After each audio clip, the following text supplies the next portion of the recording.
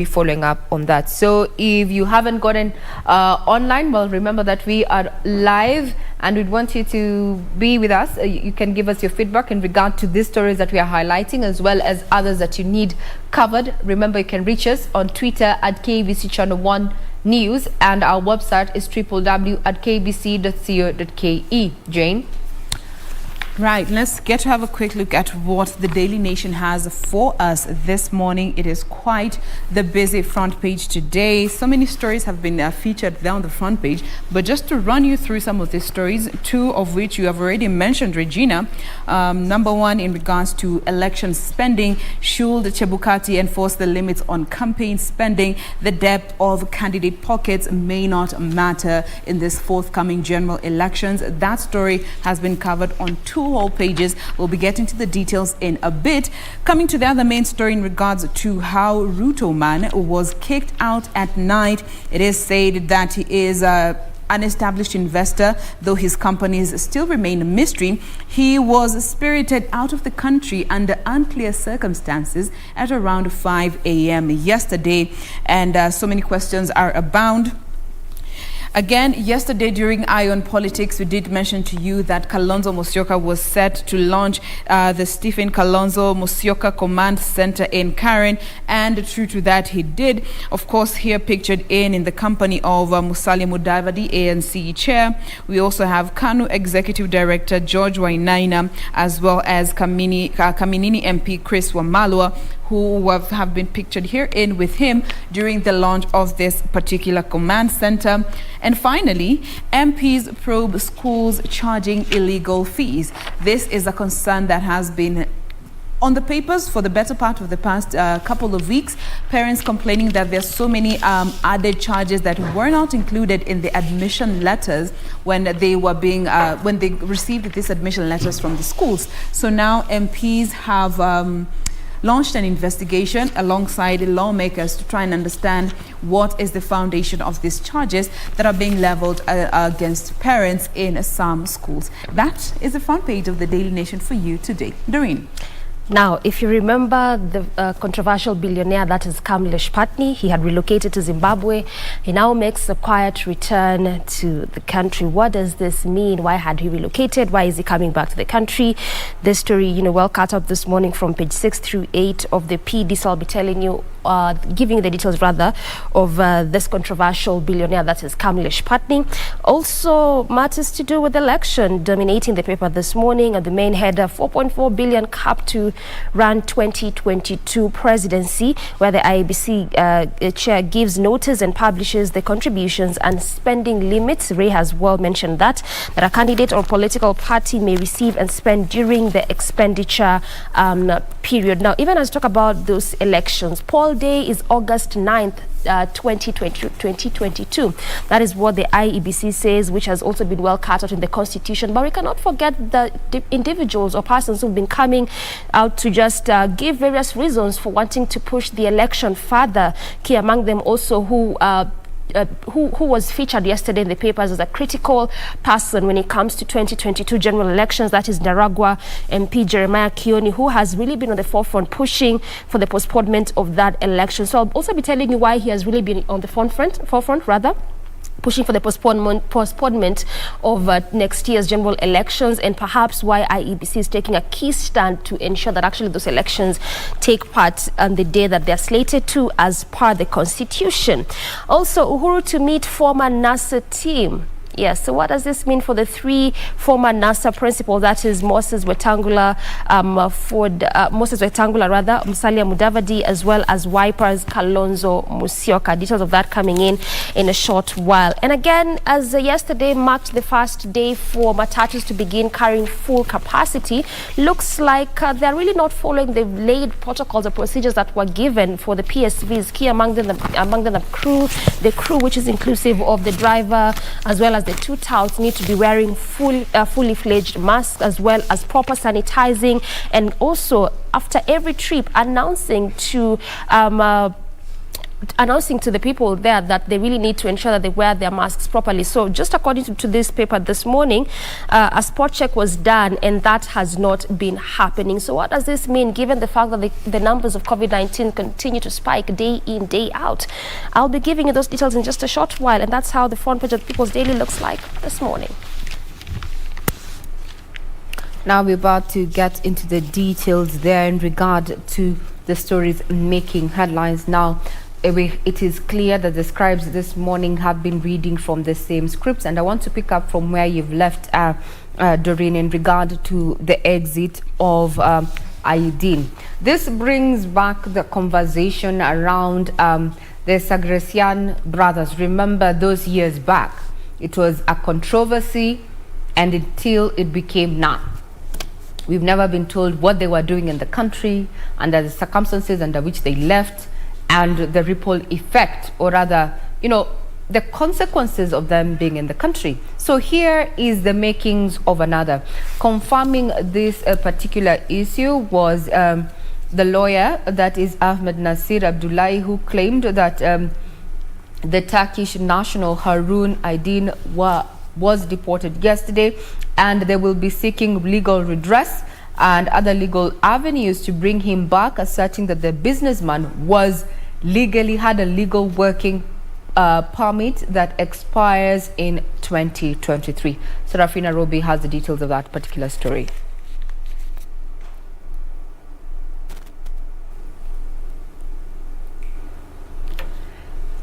All right. We will be getting to some of those stories in a bit, but let me just take you through one of the stories here on the Daily Nation. We start with this particular story that was on the front page in regards to our schools, or rather some schools that have been found to be charging extra fees. And the weird part is that these extra charges are not being remitted into the school's legal accounts, but rather through other transactions. We have they have gone ahead to mention M-Pesa and other accounts that have not been identified with that particular school. And now members of Parliament, they're set to have a meeting next week with Education CS Magoha to discuss these charges that many head teachers are springing on parents every other time when schools open. And this is something that has been happening for quite some time now. They have noted that they're going to look into this M-Pesa transaction and other accounts that have not been formally registered, because as per the Ministry of Education, they only have one place, and that is the Ministry of Education, where instructions on school fees come from. So all these other added charges are not legal to some extent, but then again, they are looking, or they're set to have a meeting with CS in the coming week to look into some of these allegations that so many parents have raised in regards to school fees. Doreen. Okay, let's come to that story concerning the Matatu sector, or better the PSVs. Like I mentioned earlier, yesterday marked the day one for them to be fully allowed to carry to full capacity. And yes, we had talked about this yesterday concerning the different concerns that perhaps Kenyans had, or perhaps what did this mean, given the fact that COVID-19 numbers are continuing to spike, as I had mentioned. But just after that government decisions to allow PSVs to carry full capacity, it appears to have caught the Matatu sector flat-footed, as most of them are yet to comply with those COVID-19 protocols. The spot check done yesterday revealed that most PSVs operating within CBD were not observing those laid down regulations. For instance, most matatus did not have sanitizers, which was key among the regulations that they were supposed to follow as they began carrying to full capacity as of yesterday. So that they didn't have sanitizers. Others didn't have thermogans to test temperatures for passengers as they come into the vehicles. The crews were not wearing the 3-ply masks as it had been agreed between the government as well as the Matatu Welfare Association, because that was the agreement that was supposed to have taken place. But still, Mike Maina, who's a driver that plies Jogoo Road with a certain circle, said that they are yet to be equipped with these COVID-19 prevention kits. So one of the major reasons to why a good number of these public service vehicles are not adhering to the laid protocols that they were supposed to adhere is because they have not been furnished with these kits, like the ply masks, the sanitizers, the thermoguns, because clearly just amongst themselves they can't quite get it. So when you look at or better still, going by this particular article, because this is just one of the drivers, and this is actually a concern of a good number of them as to why they're not adhering to this protocol. So what does this mean for you and I as a Kenyan? And again, that's the part where we keep saying, do your bit. Ensure that you take all the necessary measures, because that protection is just with you. It's you to protect yourself as a Kenyan. So that's Kenyan. So that's the latest when it comes to how public service vehicles have been doing since they have been allowed to carry to full capacity. Ray. Now, there's a question that we were asking yesterday. When they say full capacity, exactly what does full capacity entail, and what are the new regulations around the PSV at a time when we're still battling COVID with a positivity rate of 12%? So yesterday, we saw the security apparatus in various bus terminals as well as various routes just doing a spot check to just look at what was happening on ground. But my question would be, Doreen, as a passenger seated in that particular PSV, have you donned your mask properly? Have you sanitized? And has the sanitizer been provided for you as you board? Because these days, people just board the matatus. Yeah. We do not even have the temperature checks anymore. So when you talk about creating a safe environment for doing business, and that's the reason why we feel now we have brought back the PSVs to operate in full capacity, because we did not let the trains still continue doing full capacity, as well as the airplanes flying in and out of various destinations. The question is, what are we doing? Because if you go to the SGR terminal just here, you'll see your temperature gets checked. You have water point where you sanitize and wash your hands. Also at the airport. But we are not seeing these checks and balances put in place at bus terminals, leave alone when they're picking and dropping passengers in places that are not designated, bus stops and such. So are we just courting danger? I think now this boils down to individual responsibility. As an individual, what are you doing to keep yourself safe? Because other than just going about your duties, remember, your health is the most important component of your life. Because if you're not healthy, you'll not be able to work. And if you can't work, then you can't provide for yourself or your loved ones. It begins with your health. And we're in a situation that is not so unique for Kenya. It's a global situation that we're dealing with. Other countries are planning to open up because they have already garnered the herd immunity, the vaccination is ongoing, and also they have adhered to the laid down protocols. We are very, very lucky as Kenya, if I can say, looking at the business perspective, in as much as we have seen a downsizing of some businesses since COVID struck 1 year on, plus we did not experience what other countries, especially in Europe and the Asian world has been experiencing, given the huge numbers and the issues of lockdown. So imagine now we are counting down 364 days to the next election. We are at a positivity rate of 12%. The data that was received yesterday and released by the Ministry of Health indicates that 30 persons have succumbed to this particular virus. And here you are, you're seated, you've not masked properly, you've not sanitized. You need to do something for yourself. Jane? Citizen responsibility. Most of the time, we are always quick to look at what the other party is not doing. What is the matatu driver not doing? What is the conductor not doing? What is the transport system as a whole not doing? But what are we as individuals failing to do that we are not recognizing? And especially amid this pandemic. So Ray, you have rightfully put it. It starts with you and I. As ukiingia kwa hiyo matatu, tumefundishwa kuvaa mask.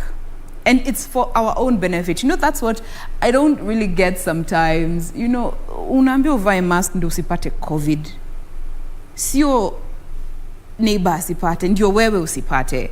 So again, it boggles my mind that we can compromise our own health because we don't want to put on a mask, or wash our hands at every available opportunity that we can get, or social distance. So again, it's a wait and see situation. That's the sad part. You just need to wait and watch the masses to see how this will play out, whether it will be a good decision in the long run, or we'll have to go back to the drawing table and just recalculate some of these next steps moving forward. And it's even as talk about it's a wait and see kind of situation, and this is perhaps for the longest time the government was not actually allowing PSVs to carry to full capacity, because like Ray is saying, when you go to the railway stations, when you go to the airports, actually these things are there, sanitizers are there, they ensure they properly sanitize the places as people alight. But when you come to matatus, that's not the case. That's why we keep saying right now where we've reached, it's actually a personal responsibility. So you just make sure you do the right thing for your own good and for your own benefit. As we move forward, one boy. Yes.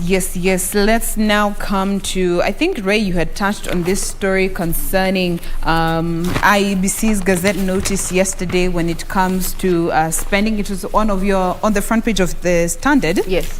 But let me just give you some details as it has been captured here on this particular daily. Easy page mbili zimependana sana. Zinakata, there we go. So the 2022 polls come at a very heavy price. And this is something that we have been seeing as a country. Every election becomes more expensive than the previous one. And this year, Treasury allocated 26.34 billion to IEBC for next year's general election. But as per IEBC Chair Chebukati, he said this is way short than what they need. The budget that they need currently stands at 40.9 billion, which is short some 14.57 billion in order to help them properly conduct the general elections come next year. In the event that Treasury does not relook at this budget that they did allocate to them, Chebukati said that they would have to cut down on some critical expenditures like wages and mass voter registration, which may be shortened from the current 30 days to 15 days due to financial constraints. In the last elections, there was some 19.6 million voters that were registered, and an additional 9 million are projected to be registered in the mass registration that will be happening before we get to the general elections.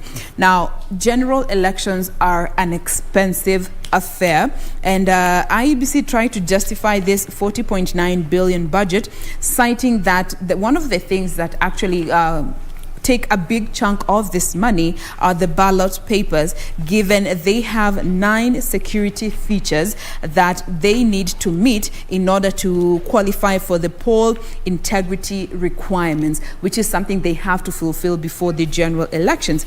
And also yesterday, Chebukati did publish a Gazette notice imposing contribution and spending ceilings for candidates as well as the counties across the country. Now, this particular notice prescribes a fine not exceeding 2 million or a 5-year jail term or both should members violate these limits. What are these limits, you ask? Well, when it comes to expenditure for political parties, it has been limited to 17.7 billion Kenya shillings, which caps items including transportation, advertising, media, as well as election agents, just to mention but a few. They go on to give the other financial limits for each and every county, with Turkana having one of the highest spending limits, which has been capped at 123 million Kenya shillings. We also have Nairobi County, which comes in second with 117 million Kenya shillings per square kilometer.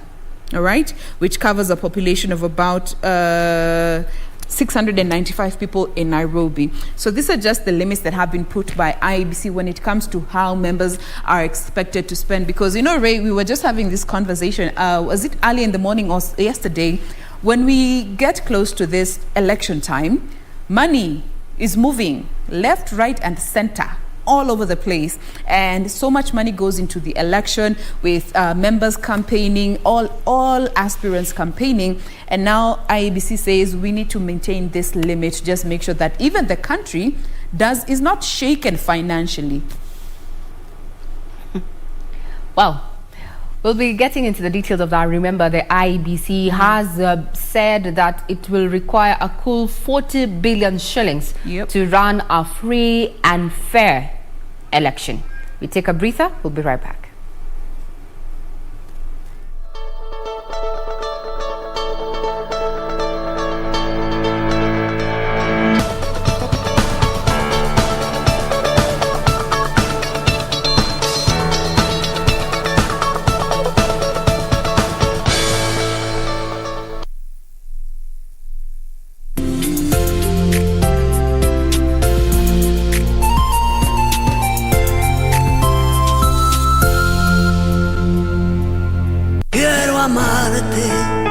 De una forma diferente, de otro modo, nunca.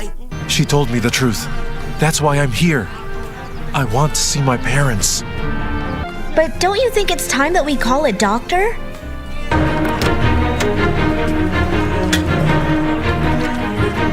Take her to your apartment in secret and let us know, so that the two of us can have a word with her.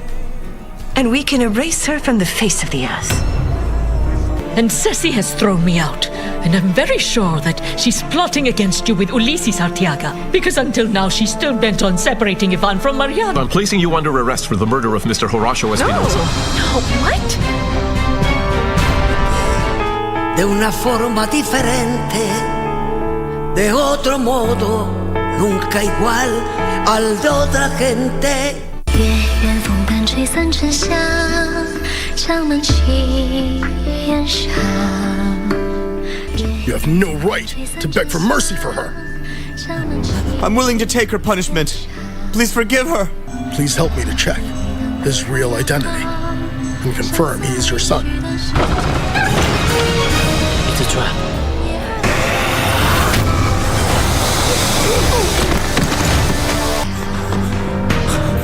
Yuti! Promise. I will get revenge. 夜远风淡吹散沉香，长门起烟上。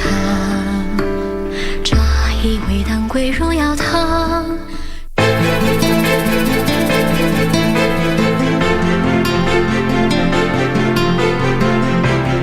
Bado sisi wenye nyumba tutoke kwa hii nyumba muingie nyinyi, alafu mtaishi amstarehe mfurahishane.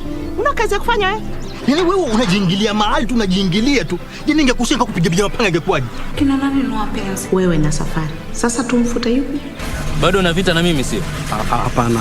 Wewe hasa una matatizo gani mwanamke wewe? Kwa nini shemeji? Na akijua kwamba hiyo pena ataiko panda na nyumba, hautafurahikia.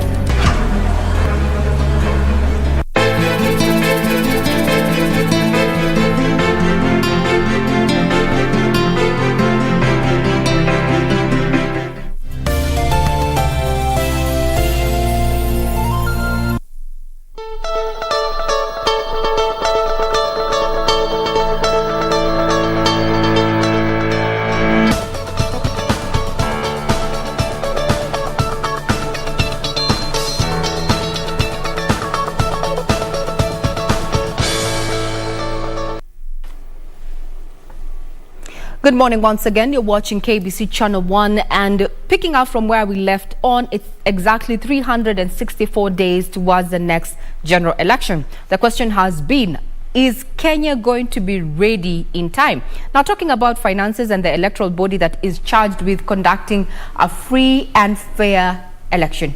Now, they gazetted the rules and regulations as well as the guidelines ahead of this general elections. And just to pick up from where we left with Jane there, the issue of, does it have the requisite monies or rather funds to run a free and fair election?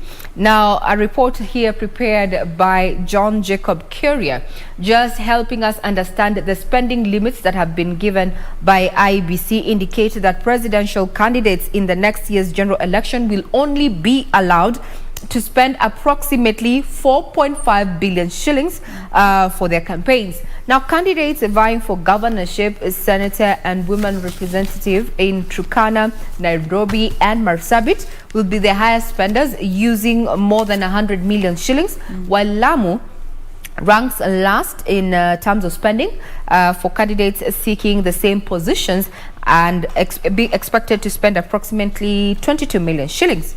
Here's a detailed report on the caps that have been put in place in regard to financing, as prepared by John Jacob Carrier.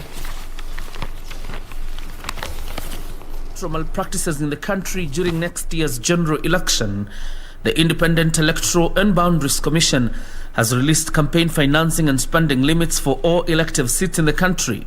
Those who wish to succeed President Uhuru Kenyatta will spend a maximum of 4.4 billion shillings in the next election, IEBC says will be held on the 9th of August next year. Those seeking governorship, senator and woman rep positions in Turkana will be the highest spenders at 123 million shillings, while those seeking for the same positions in Nairobi will spend 117 million shillings. In Marsabit, those seeking the same positions will spend 114 million shillings, closing the list of the top 3 spenders. Lamu candidates for governorship, senator and woman rep positions will spend the list using approximately 22 million shillings. In the constituency level, the positions will spend between 11 million to 94 million shillings in Tetu and North Hor constituencies, respectively. Because of the vastness of the wards, North Hor ward in Marsabit will have candidates in the race spend 20 million, making them the highest spenders, followed by Chorab ward in Isiolo and Wayu ward in Tana River. Considering the costs of hiring venues, printing campaign material, nomination fees, transport, communication and other costs, political parties have a leeway of spending approximately 17.7 billion shillings. A closer look at the spending in the 2017 general election against the spending caps put by IEBC. The million-dollar question is whether the political actors will adhere to the spending limits.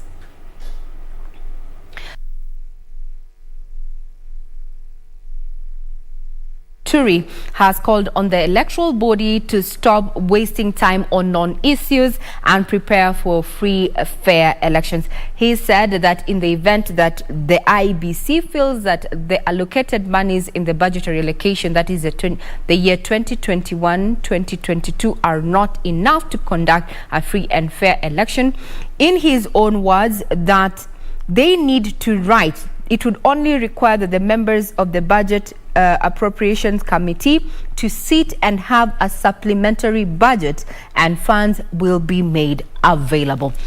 Now, still talking about election preparedness and just looking at what requirements need to be made. Now, public servants seeking elective office have 6 months to resign ahead of the August 2022 general elections. The directive follows a 2017 court ruling that removed the provision that public officers remain in office while contesting in the elections.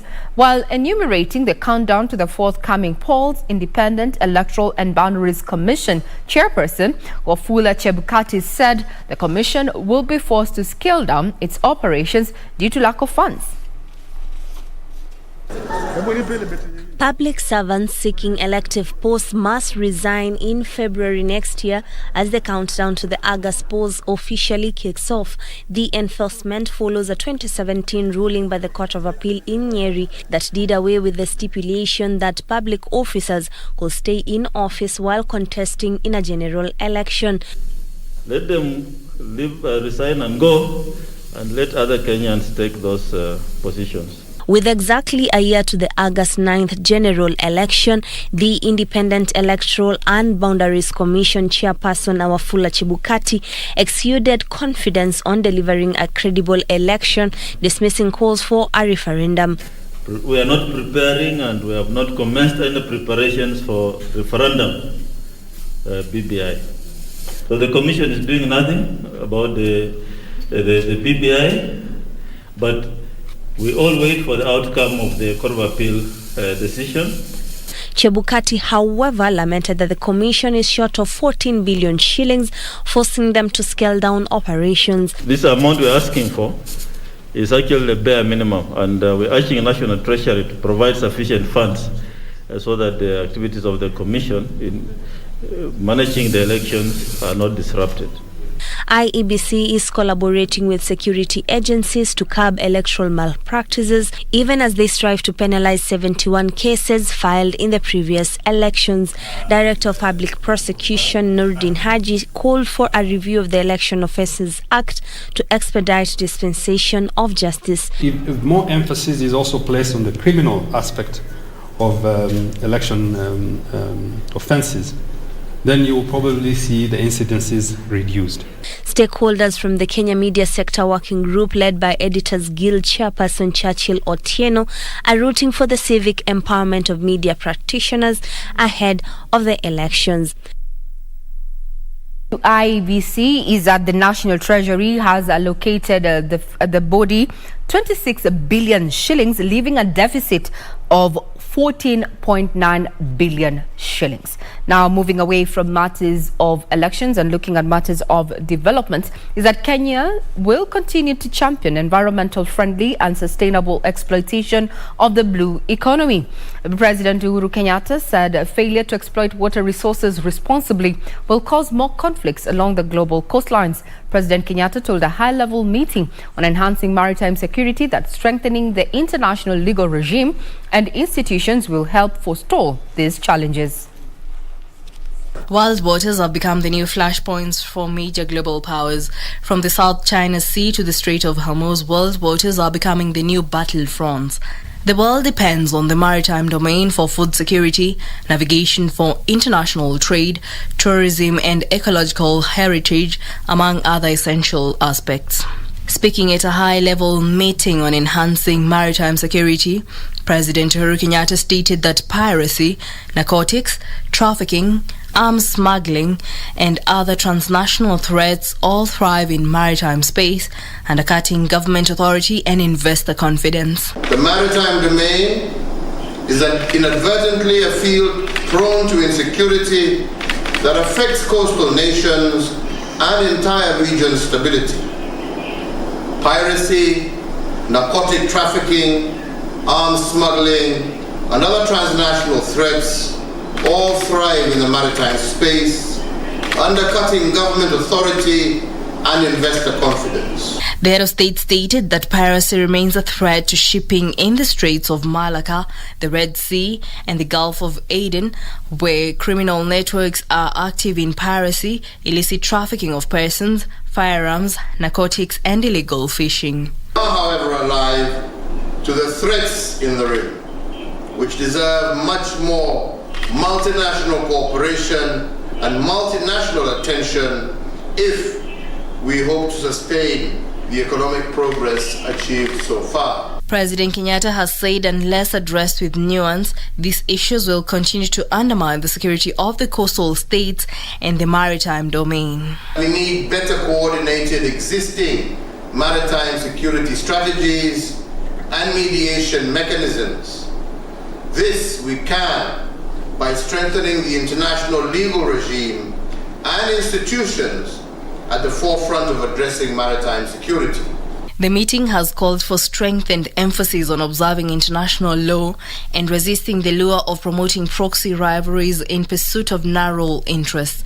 Geopolitical rivalries that manifest in insecurity of the maritime domain must be limited.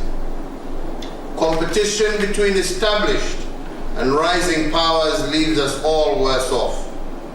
Instead, we need a strengthened emphasis on observing international law and resisting the lure of promoting proxy rivalries in pursuit of narrow interests. President Kenyatta has further said rising sea levels and extreme weather conditions, courtesy of climate change, threatens the existence of some small island states and coastal populations, calling for successful global climate change adaptation and mitigation measures. This development comes at a time when Kenya is still dealing with a maritime border dispute between Somalia and herself there. And you can check, we carried this story actually, you can find it on our website, that is www.kbc.co.ke, where, you know, Kenya is pitted against its neighbor Somalia there over some lucrative piece of land offshore and onshore. And remember, Kenya also has been making strides when it comes to matters of oil and gas, and this particular area, or rather land area, let's say mass, because it's also offshore and onshore, it's already been termed as a lucrative, or rather with having an area that has a lot of deposits when it comes to oil and gas. So it's quite the region, or rather quite an area, quite a mass that both Kenya and Somalia are in dispute over. Remember, this was happening just beginning of the year, and now with that particular stand by President Uhuru Kenyatta, matters of the blue economy go beyond matters of fisheries there. Now, coming back to matters of politics, is that Wiper Party leader Kalonzo Musyoka says he will install a service-driven economy if he becomes president in 2022. Now, speaking during the launch of his command center in Karen, Nairobi, the former vice president outlined the pillars of his manifesto, which include economic recovery, agriculture, tourism, and war on graft. The Kalonzo Musyoka-led Wiper Democratic Party has set up a command center in readiness for the 2022 presidential campaign. Ladies and gentlemen, SKM Command Center,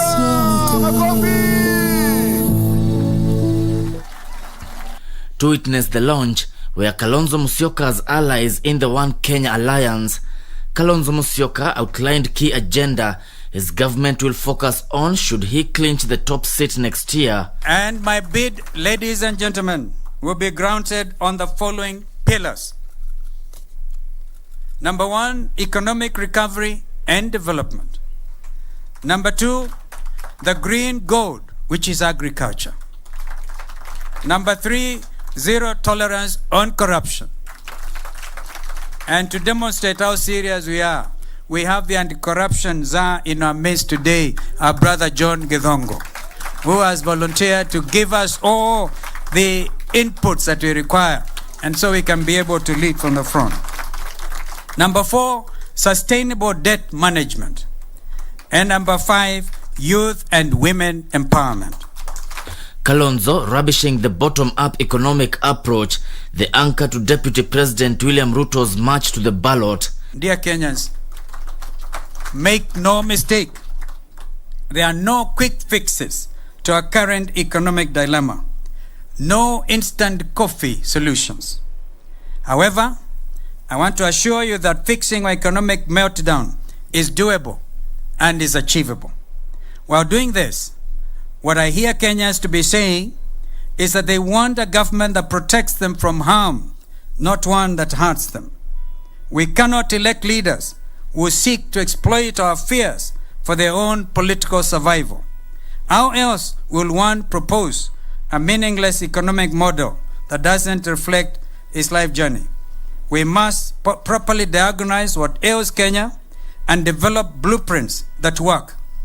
ANC party leader Musalia Mudavadi called on IEBC to ensure the 2022 general election is free and fair. We will work together, and eventually, through God's grace, I'm sure the door shall be opened and Kenya shall rise again.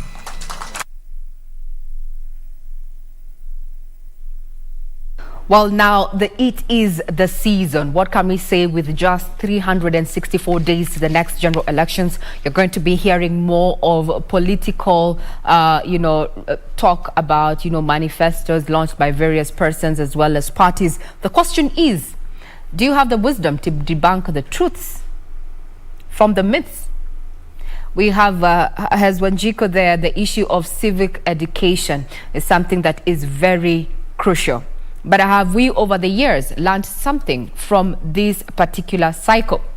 From a business point of view, I picked on what Mr. Kalonzo there was saying regarding his pillars of his manifesto. He mentioned the issue of sustainable debt management. Currently, as we speak, Treasury is in a thick place, so to speak, with a target of, or rather, set to bridge a gap, or in the budget 2021-2022 of almost a trillion shillings.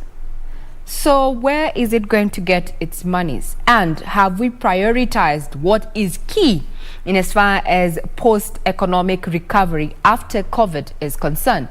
Those are questions that can be answered. Remember, we continue to just dissect the finance bill and the repercussions therein, especially looking from an investor point of view, as well as Wanjiku, who at this time is already feeling the bite of high cost of living that has been fueled by, among other issues, the issue of the fuel prices which have been going up and since January to date, with a stagnation here and there, but still high cost of living. So let's cross over to matters business. A section of those in the agriculture sector are lobbying Parliament to carry out an impact assessment on banning in Kenya pesticides outlawed in other developed countries such as Europe. Led by Fresh Produce Consortium CEO Ojepat Osijere, the group argues that banning some of these pesticides would hurt Kenya's food safety efforts. Last year, a petition filed by Uasin Gishu woman representative Gladys Bose Sholei asked Parliament to order the ban on the use of 262 harmful pesticides in the Kenyan market, banned in the Europe, the United Kingdom and the US.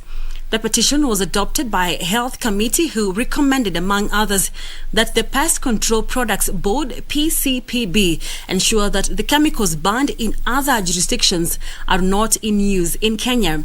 On Monday, the Fresh Produce Consortium of Kenya, the National Potato Council of Kenya and the Cereal Growers Association opposed the petition and called on the National Assembly to carry out an impact assessment of such a decision.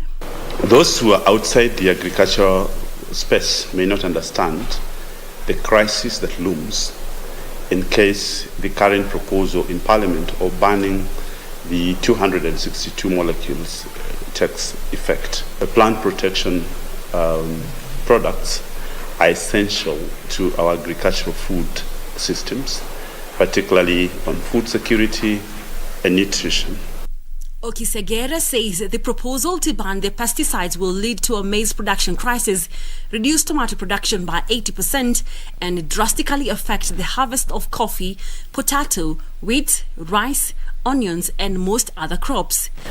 Whatever we do, the processes must be very well guided by science and by the right policies. They are calling for a review of the proposed ban of the pesticides.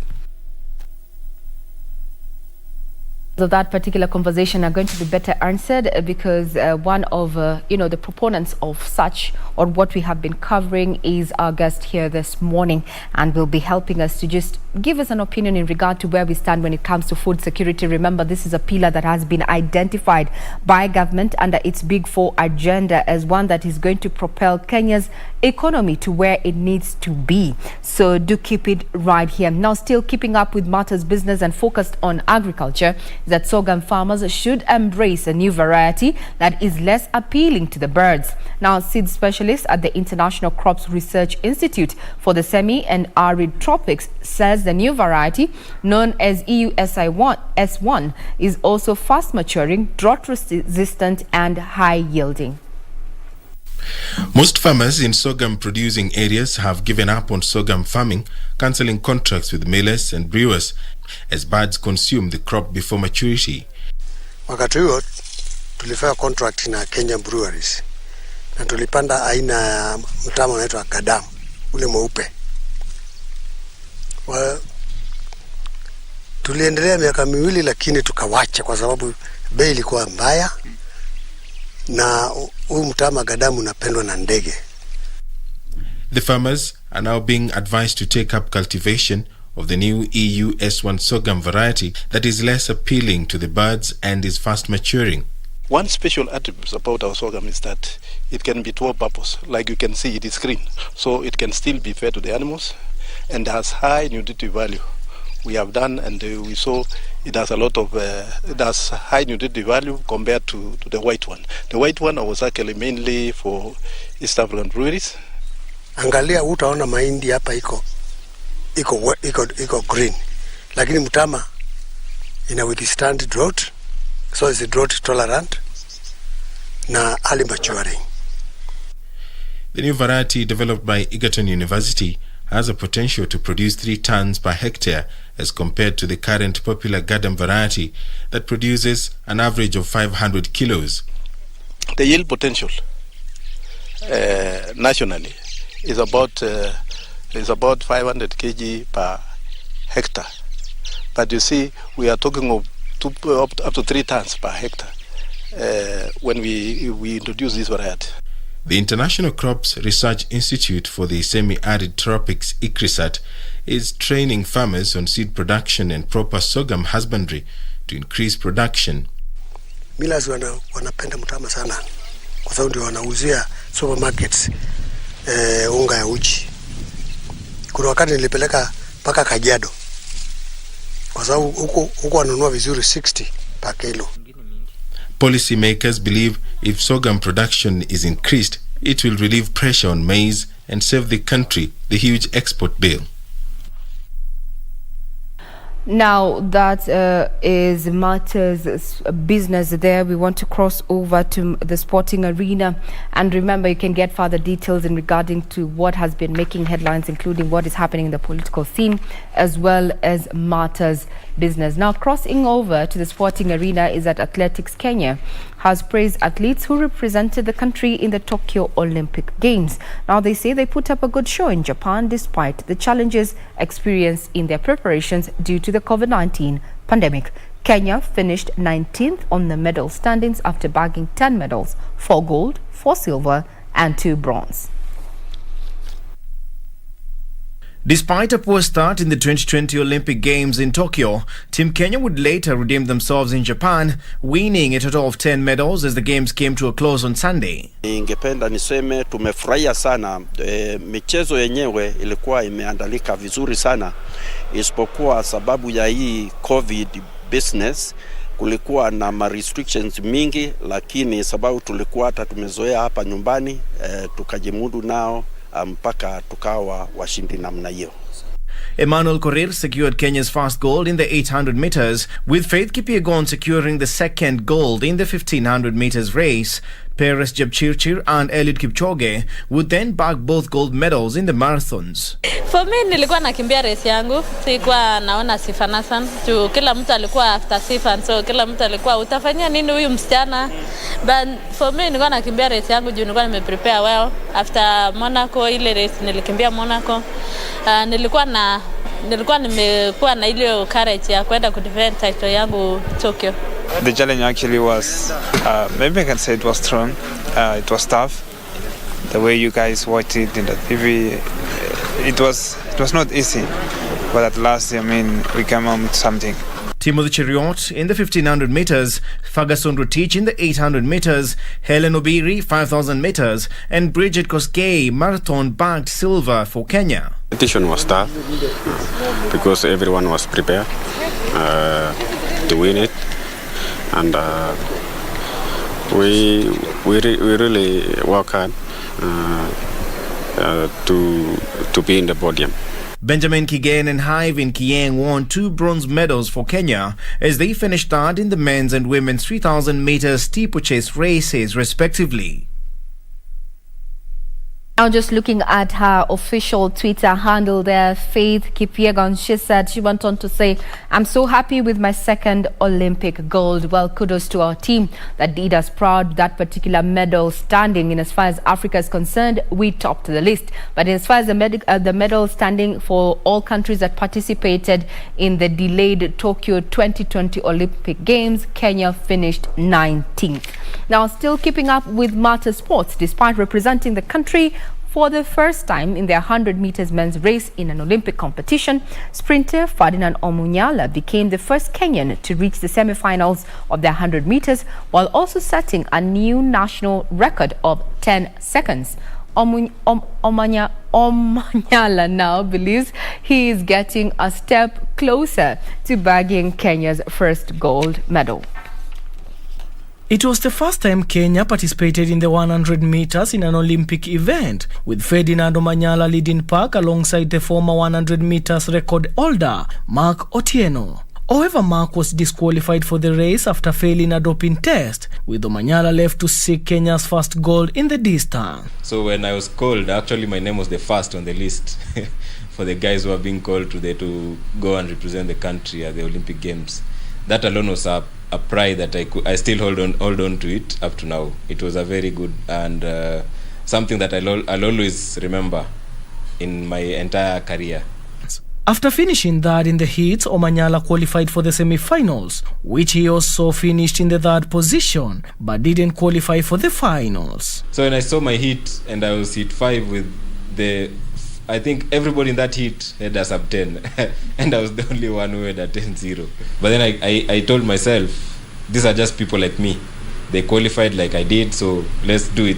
Omanyala, however, was glad to set a new national record and also believes that one day he will bang an Olympic gold medal. He also encouraged the athletes to continue working hard for Team Kenya and also urged the citizens to always give morale to their athletes instead of mocking them.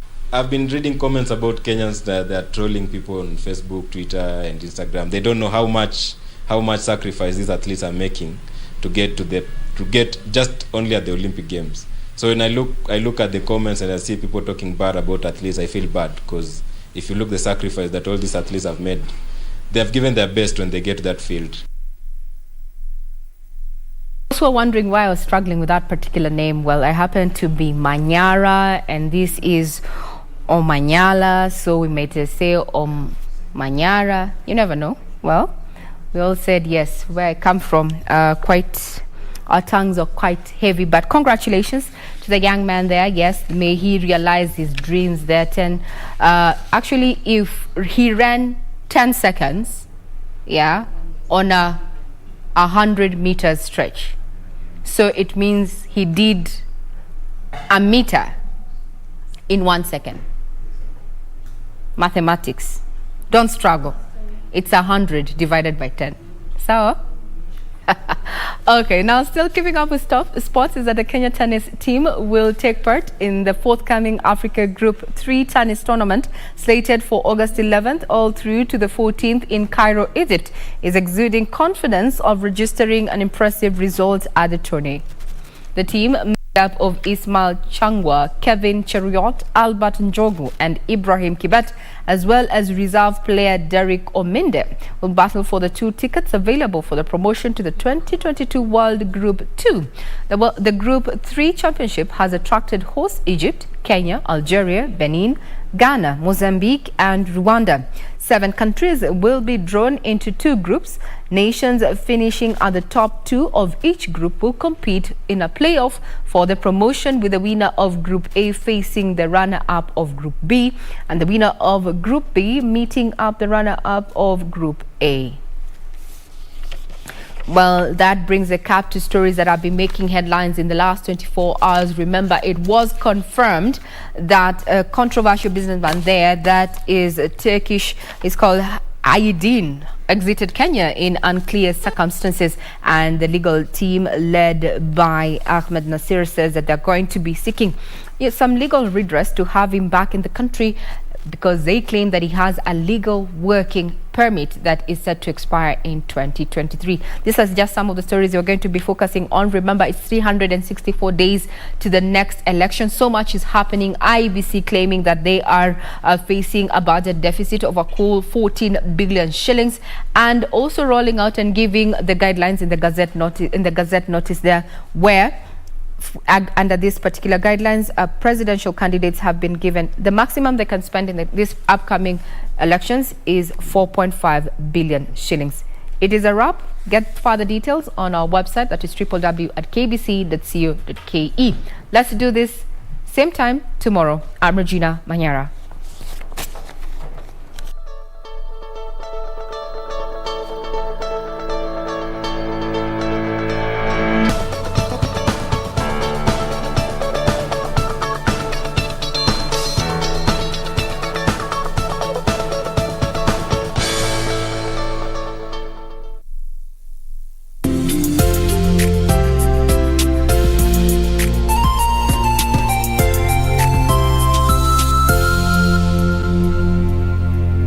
夜风般吹散沉香，长满青烟上。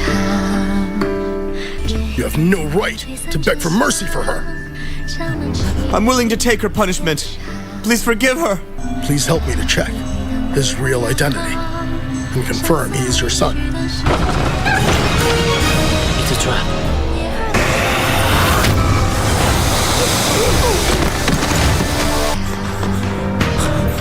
You see? Promise. I will get revenge. 夜夜风般吹散沉香，长满青烟上。抓一味当归入药汤。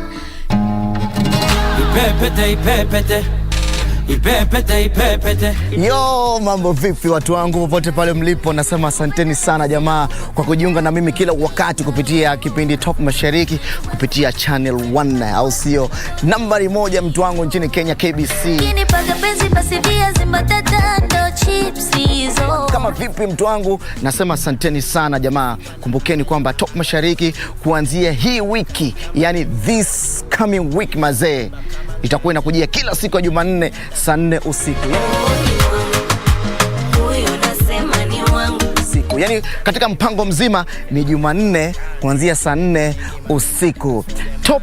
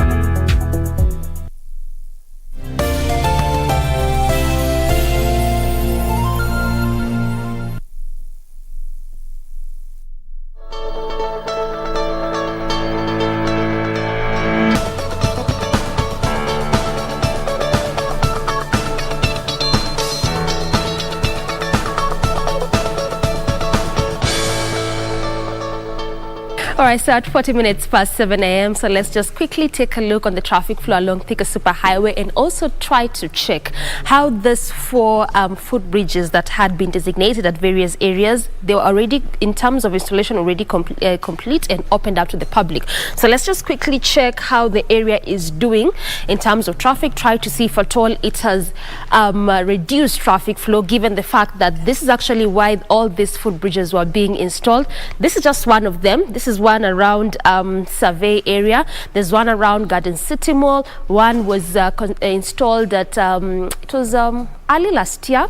That was at Witithia, as well as there's one around Mangu. So actually, these 4 footbridges add to the 18 already existing along Thika Superhighway. If you can remember, this specific road was expanded to make it a highway with various lanes, so it was just only necessary to have these footbridges in place because it aids in reduction of number of death cases, and the concept is still the same, because if you lack this, especially on major roads or even highways, it simply means that pedestrians have to quickly cross over from one side of the road to the other side. But when this is in place, then again it clearly means that we have pedestrians having the exact places where they need to cross over as they move from one side of the road to the other side of the road. Again, one of the things that was a key feature in all these 4 footbridges that I've just mentioned to you when the installation process happened was to ensure that lights were put in place, just like what you're seeing here.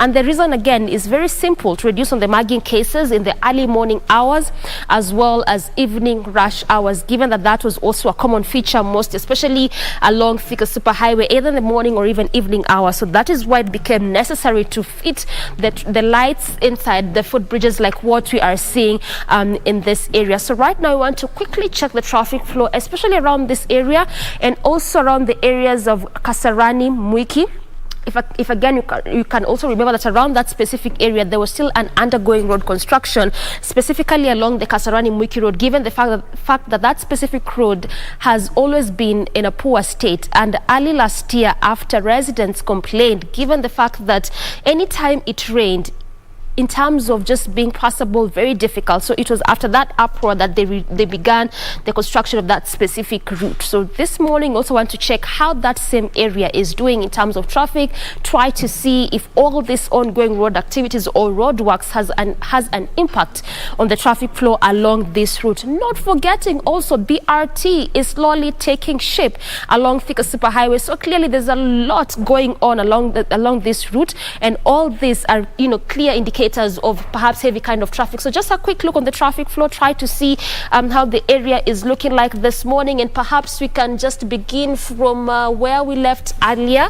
This is around that area which I've just mentioned right now. That is the Kasarani-Mwiki road. And also it is very important for me to mention to you that part of the major reasons why we are looking at this specific route or this road this morning, and also one of the major reasons why it will be a key area, is because of all those works that I've just mentioned to you. So this is how the area is looking like. This is actually as you leave the roundabout, as you branch off to Kasarani-Mwiki road. The roundabout, not so bad. However, traffic is being spotted just around the roundabout, which is again one of those things that we'd expect, because again the concept of the reason is still the same. Around roundabouts, especially those that branch off to either slip roads, major roads or highways, this is basically what you'd expect to see. Because of that reason, slip roads or perhaps major roads or even highways, clearly those are busy roads as well as major roads. So what you are seeing is basically what you'd expect to see on this particular one. Just branches off to Kasarani-Mwiki road as it leaves the areas of Thika Superhighway there, as again you get to leave that specific route coming to the city center via the same highway. So along that specific route, which is the Kasarani-Mwiki, not so bad, just again traffic being witnessed on some specific areas or parts, but altogether still moving at a very swift pace. As you leave the roundabout, still coming through Thika Superhighway or Thika Road in itself, again moving at a very swift pace. So I mean, it's really quite interesting, because just mentioning all the ongoing roadworks along this route, which could be a clear reason for heavy kind of traffic, but clearly as of now that's not the case on these areas that we are focusing on. So it simply means if at all you're coming from areas that perhaps at around areas of Kasarani, Mwiki, also coming to the city center or even the outskirts of Nairobi, all those counties, perhaps counties of Kiambu, Isiolo, Thika, coming to Nairobi via this same route, this is again the best time for you to do that, because around this area up until Garden City, barely any kind of heavy traffic. And also just perhaps around the same route, which is Garden City Mall, those are our areas where there was really heavy kind of traffic. But again, it's also because of the lack of that footbridge, because of perhaps what I've just mentioned. But clearly with the installation of that footbridge, looks like it's really reducing the traffic flow there. So that's how it's looking like in terms of traffic this morning. Like I mentioned, this will still remain our key focus area, at least today and even days to come, because of those ongoing roadworks along this specific route. All right, after that comprehensive traffic update, just to take a look on what's happening on our roads, and of course, finally trained yesterday in Nairobi. So as it is, we usually don't know what happens when it rains. But anyway, good morning. My name is Victor Lo, and welcome to the program. This is People in Politics. Let's just take a look at some of the stories that we have lined up for you and what is shaping our political scene. Remember, we only have 364 days now, all right? 364 days to the next poll. So with me in studio is Uasin Gishu woman representative, that is Gladys Boss-Sholei, and today is going to be a one-man, one-woman show. Wishma, welcome to the program. Thank you for having me. First of all, let's just go straight to Tokyo. The athletes did well, and you represent them. You must be a happy lady. I am. I'm extremely proud of our athletes. Yes. I still feel that we should change them. We don't give them sufficient support that we should. But I think we can do better. We have to become more focused. I also know that some of their performance suffered because of the COVID restrictions. Yes. Many of them who would stay in camp, in a boarding camp to train, many of them around my home, most of them were closed. So they were not able to do the training as well as they usually do when they are at camp. Because when they disperse to their homes, they are left to train on their own without any professional support or group support. Their diets are also interrupted, so they had a very difficult time. So considering with all those difficulties, they still are naturals, and I think it's something we must nurture. Yeah, some question we were asking ourselves: what do they eat now that they are your neighbors? When you look at Eliud Kipchoge, actually he was running against himself. Yes. What do they eat? A lot of music, I think it's the genetics, of course. Science has said the growing up in high altitude allows you to be able to hold oxygen longer, and therefore you have more endurance. Yes, so I think it's the genetics and the area that they grow up, and food is a big thing. Exactly. And I think that's the sad part in Kenya. We grow healthy food, then we sell it and buy unhealthy food from the supermarket. So even when we talk about taking health being one of our pillars, we must focus on the food intake, because a lot of the health problems we have got to do with what we eat. There has been a very marked increase of non-communicable diseases in Kenya. And all of it is related to food. And I'm happy I saw the story on my pesticides petition. And maybe you'll give me a chance to say something about actually, that. Just pick it from there, because the director was like, Mheshimiwa is here, so she's the right person to talk about that. Yes. I did file a petition on behalf of several groups and lobby groups that exist to try and have 267 types of pesticides to be banned from Kenya. 267. Yes. Remember, we import 10,000 tons, over 10,000 tons of pesticides. All I was asking is 267 of those to be banned, because already they have been banned in the US, banned in the UK, and most of Europe, on the reason that they cause cancer. It is confirmed science. Researched. In fact, yes. In fact, in the US and the UK, many people who contracted cancer, who got cancer as a result of exposure to those pesticides, have been paid in the billions as damages. So this is a confirmed fact. This is in peer-reviewed medical journals. It's confirmed. There are those, and I think when I presented my petition in Parliament, we had a document, we called it the white paper, which was developed for me by top scientists in the world. And it clearly made a list, said the following cause cancer, the following cause respiratory problems, the following cause kidney problems, the following cause, it's listed and it is there. And the people I must blame is the pesticide control board in Kenya. It stops with them. They know that for a fact. They are the ones who approve those pesticides to be used in Kenya. And you must note that in those countries, their law allows them to produce the pesticide, provided they confirm it's for export to a country that allows it, or a country that is stupid enough to accept it. So they don't use it for their own people. So they're actually sending us disease. And they're the same one who sell us the cancer drugs. So I know.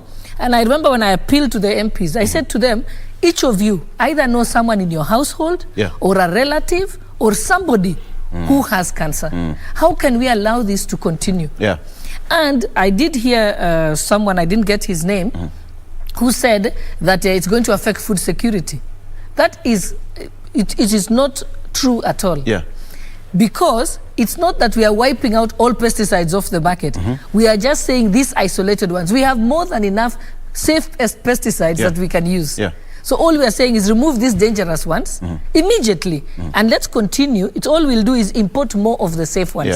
So let's kill that market. Let those people in the UK and the US close those factories, those death factories, that they're manufacturing pesticides that they don't want to sell to their own people or use in their own country, but use in our country.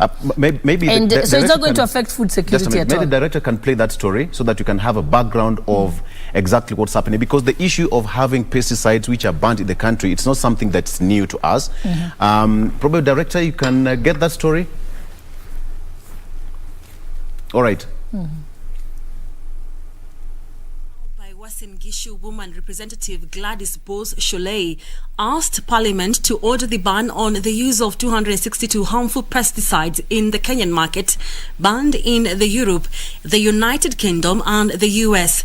The petition was adopted by a health committee who recommended, among others, that the Pest Control Products Board, PCPB, ensure that the chemicals banned in other jurisdictions are not in use in Kenya. And Monday, the Fresh Produce Consortium of Kenya, the National Potato Council of Kenya and the Cereal Growers Association opposed the petition and called on the National Assembly to carry out an impact assessment of such a decision. Those who are outside the agricultural space may not understand the crisis that looms in case the current proposal in Parliament of banning the 262 molecules takes effect. The plant protection products are essential to our agricultural food systems, particularly on food security and nutrition. Okisegera says the proposal to ban the pesticides will lead to a maize production crisis, reduce tomato production by 80%, and drastically affect the harvest of coffee, potato, wheat, rice, onions, and most other crops. Whatever we do, the processes must be very well guided by science and by the right policies. They are. So it seems there's a lot of opposition in that petition. Yes, Yeah. The opposition comes from the Pesticide Control Board, Yeah. whom I believe are compromised by the traders who sell those pesticides. That's one.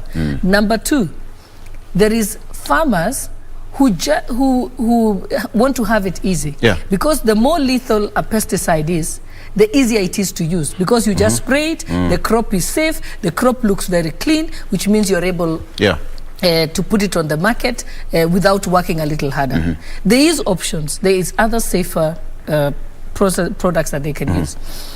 So this is also driven a lot by the business. And you must realize that some of them said to me that, oh, this particular pesticide is safe if the farmers wear gloves, if they don't spray it near a river, or if they have protective gear. But what about the end joke product? is, they don't even have shoes. Our farmers don't even have shoes. Yes. So when you start talking about protective gear, you're living in another world. Yeah. Because we know the reality. No farmer has protective gear. I know many farmers don't have gumboots. They don't even have the right jackets to wear to even protect themselves from the rain. Remember, these pesticides go into the ground. Who is policing to make sure that it's not near the rivers? So it's going into the rivers, it's going into our water bodies. Our animals and livestock are eating the grass, which has the pesticides. It goes into the meat that we eat, and that is why we are getting sick. One should ask themselves, when I was growing up, I had very little about cancer. Today, every place you turn, somebody has cancer. So are they telling us that it's better to have food in your stomach but let it kill you? You know, it doesn't make sense. Of business. We can produce food. Yeah. I also tell people, and by the way, research was done. If you go to many farmers, their farms, they will tell you, this vegetable is for my family. That's the one they don't put pesticides. In a very small strip. Yes. Yeah. And then they'll tell you, and this one here is for export. And this other one is for the local market. You know, because as export, they actually check the residue of the pesticides, and they won't allow it to. It will be cleared for export. And what happens is, when it's not cleared for export, it should be destroyed. Instead, it comes back to the local market. So it is sad. And when I think the gentleman there said people who are not in the farming. I am a farmer. I understand it. I grew up as a farmer. I always tell people, if you see a vegetable that is perfectly clean, that has not even have one insect bite, think twice. You should be very afraid, because even the insect knows it's poison. No, the insects, I mean, they will not eat something that is poisonous. So when you see the insect not eating it, it means it is poisonous to the insect. So how much more poisonous is it to you, who's having it in large quantities? Then it means that we've been consuming a lot of poison for a long time. Yes, and I think this is a crusade I will not give up. And soon we will be going after the Pesticide Control Board as individuals, because they have failed in their professional work. They shouldn't, someone said there that it should be guided by science. Anybody can read the white paper that we developed under it's called the food security team. Actually, it's called Route to Food. The document that was developed is actually based on a desk literature review. All we needed to do was get all the international journals peer reviewed by the top science schools in the world. In those countries who have studied it, we looked at the lawsuits that have been brought against those companies, and all of it was we reviewed and said, all we said is don't even do fresh research in Kenya. Just get rid of these ones. We can continue the research afterwards on all the others. But at least on these particular ones, the work has been done for us. So the Pesticide Control Board needs to do nothing. Just read the international journals and look at what is happening around the world. And remember that those scientists overseas are much better than the ones we have here. So they have been doing this research for hundreds of years. We've had a shorter stint. They are good, yes, but we've had a shorter stint at the research. So it is possible, and we do that all the time. There's nothing, we don't have to reinvent the wheel. Let us just borrow from what has been done. So there is no excuse whatsoever. In fact, I was disappointed with the Health Committee, because the Health Committee shouldn't have passed the buck to tell them, please ensure that you remove, test the pesticide board, please ensure that you remove the harmful pesticides. They should have said, because they had sufficient data before them and presentations by scientists before them, and they should have just said, this should be banned in the interim, even as we are discussing. But why did it take long? Or even say, phase it out, that within the next 1 year, they should be off our market. At least that way, if anybody has stock that they want to sell, they will sell. Unfortunately for us, I had wanted to go on a campaign when I would actually name those products by their trade name. Unfortunately, you know, I was worried of the lawsuits that they would have, against me. But I think we will get there. We will get the Wananchi to get the information and know, and we'll let the Wananchi themselves wage a war against those products. And I speak and I from an informed position, because when this research was done for me, even in my own, my parents own an agrovet shop, and I remember telling them, you've got to get this off the shelf and get that off the shelf. It's not safe. So we will begin to start this campaign and take it to the people. Unfortunately, these pesticide companies have a lot of money. I know that I did receive some threats at the time when I pushed for the petition. And they are the ones, if you listen to all the advertisements in the local radio stations, especially the vernacular stations, they're basically pushing products to Wananchi and saying it's the savior, it will protect your crop, etc. But it's not actually We don't do our due diligence. I think that's a fair point. It means that we've been consuming a lot of poison. From your petition, over 200 pesticides in our local market. Myself included. I also realized I was using some of those products on my own farm. It's frightening. For years, I didn't know. All right. Let's take a break, and when we come back, now we are going to delve more into issues. And remember, Honorable Kalonzo Musyoka, part of his manifesto was also security, in terms of food security in the country. We'll also take a look at that and much, much more after this particular break. Let's go. We'll be right back.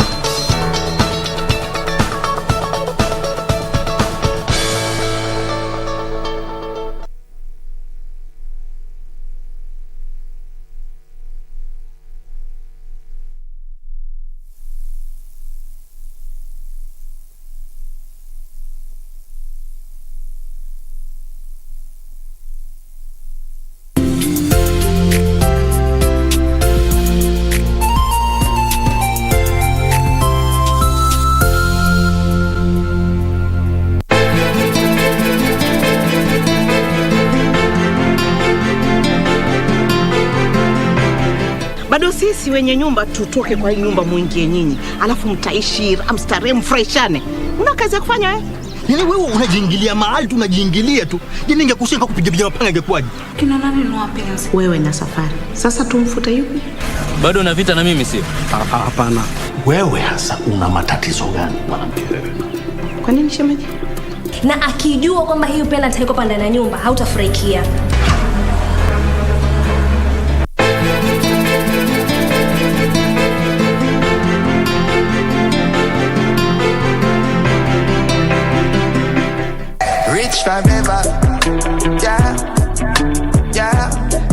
the music plays a natural high.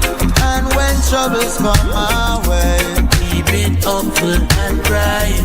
Drummer to the good reggae style, and the people in irate. I stop on the scene and them say, here Rasta. I stick gold and green and them say, here Rasta. Turn up the radio and turn up the music. None shall escape the judgment. There's no way, there's no way out. Dirty Babylon, there's no escape route. There's no escape route. What does this number mean to you? A pack leader? A winner? Or just a number? To us, it means freshness, boldness, vibrancy and heritage. That's why at KBC Channel 1, we make it easier for you to pop up your family entertainment to a fresh, exciting and colorful bouquet.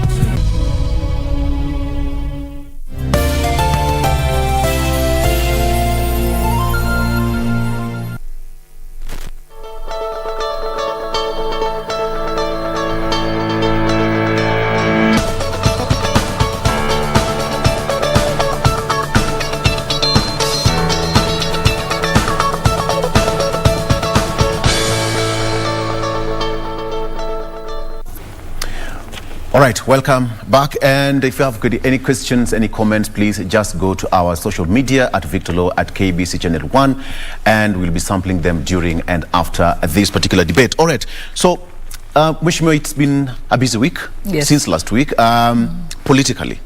And yesterday we saw the businessman, the Turkish, who was deported back without, let me use this word because as per the information we have there, he wasn't deported. So what actually happened? Okay, the information that I have is what I've read in the newspapers or heard what his lawyer, Hamid Nasir, did say. Hamid Nasir confirms that he was forcefully taken out of the country, processed at the airport by the anti-terrorism police unit, and put on an aircraft back to Turkey. If it is true that he's a terrorist, and because he was handled by the anti-terrorism unit, then he should be charged in court and arraigned in court as a terrorist. That has happened in the past. We've had, we even have a terrorism court in Shimolatewa that was designed with security features for arraigning terror suspects. So you don't deport a terrorist and you don't put them on an aircraft. In fact, no aircraft would allow them to be on an aircraft if they are a terrorist, because they would be on a no-fly list, and that is why they'll be held in whichever country and can be tried. And terrorism is an international crime. So I think what has happened is very disappointing. Our security apparatus have decided to become political as opposed to doing their job properly. I think this is wrong. I was happy to see that it will be ventilated in court by his lawyers, even if he has left the country. It is something that we must set the record straight. Because if we allow a government to abuse power, and then we are going on a dangerous path. In fact, I tell people, if you allow them to abuse power on one person, they will do it on the next person. And I think it started with Miguna, if you remember. Same kind of tactics were used, and they bundled him out of the country. And later, actually, he could have had he had permission to come back into the country, but unfortunately, because of the altercation that happened at the airport, then you are put on a no-fly list. So, which means that is what he's suffering from. Not that the courts have not confirmed that he's allowed to come back to in Kenya. So this is an abuse of the rule of law.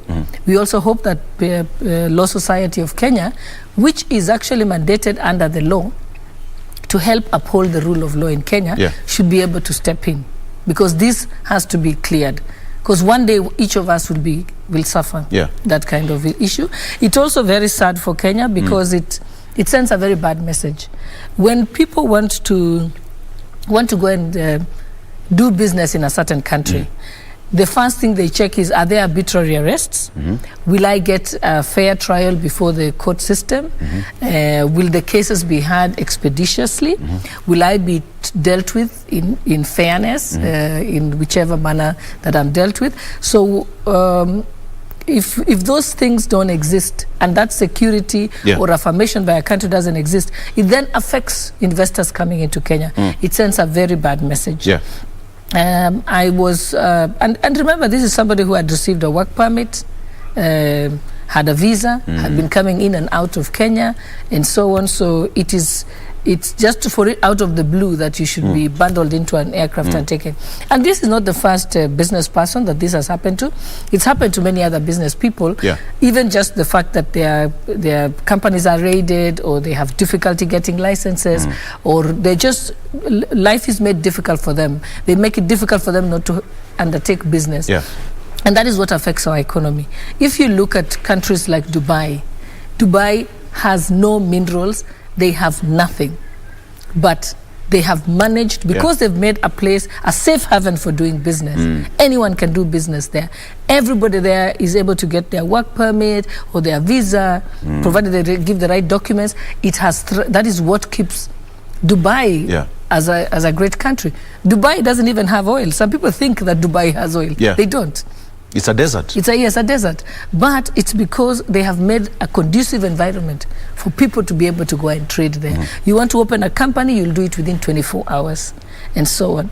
So it is sad for Kenya, and Kenya also is just really recently the president signed a bilateral agreement with Turkey, where Turkey agreed to grow the trade between Kenya to about 100 billion, 100 billion shillings. They also agreed. There is also a lot of trade we do. We get our fertilizer from Turkey. We get a lot of our farm equipment from Turkey. We get a lot of steel from Turkey. Also, Turkey receives from Kenya tobacco, edible fruits, and even flowers. And flowers, and also cereals.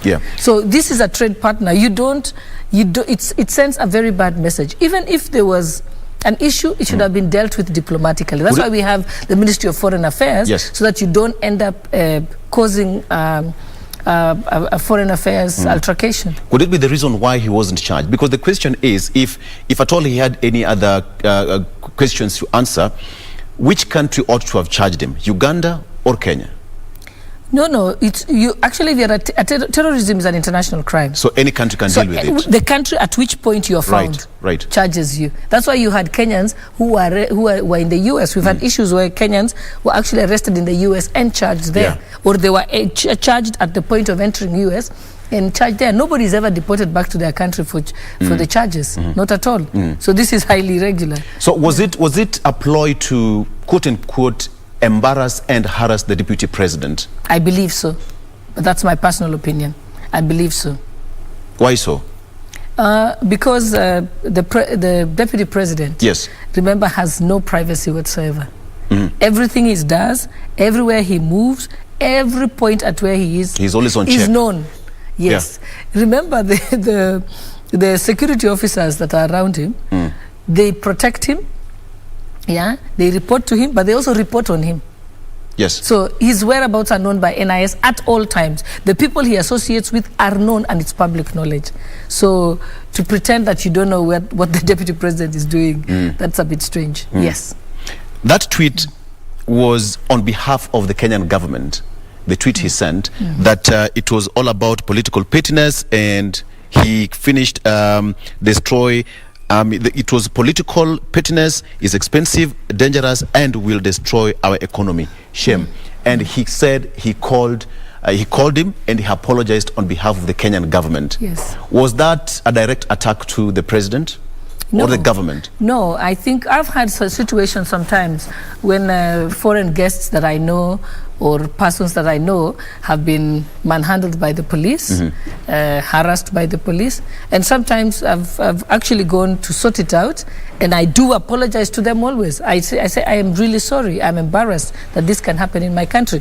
So we do that all the time when people are not treated well, and we realize it, because you feel ashamed as a person. Yeah. Yes. So moving forward, are we likely to see, what are we likely to see? Because now that he was not charged, he's out of the country, so what next then?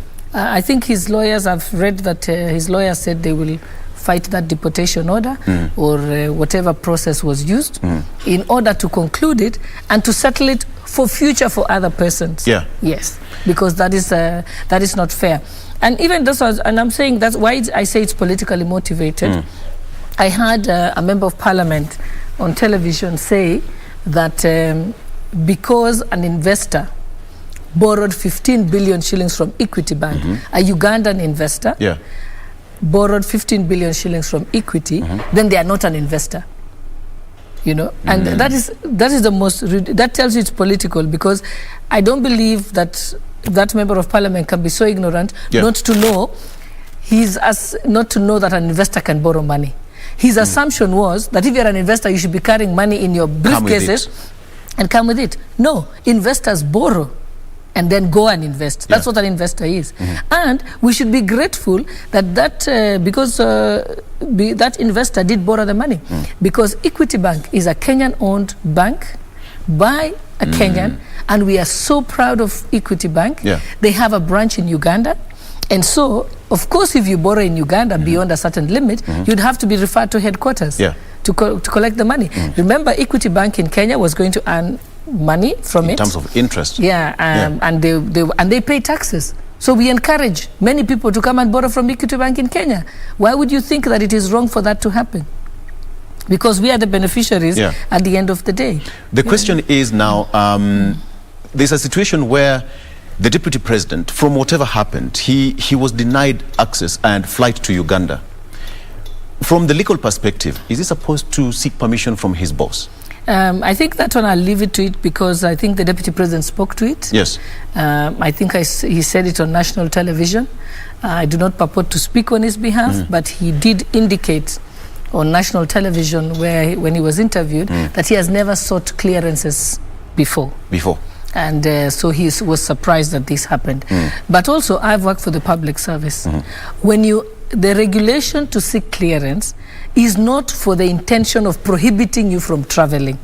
It is for your whereabouts to be known should you be required on duty. So that you can be recalled back on duty if you're required. It's not supposed to be to stop your movement. To grant you, exactly. Yes. So usually, I have had situations when I have been senior in government where my officers have not gotten their clearance, and then they get to the airport. What we normally do, those days we'd actually fax it, you know, or email it to the airport. So even if he required clearance, after a phone call, it should have been sent.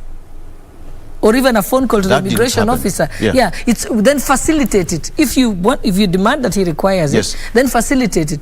It's not supposed to stop your movement. That is wrong.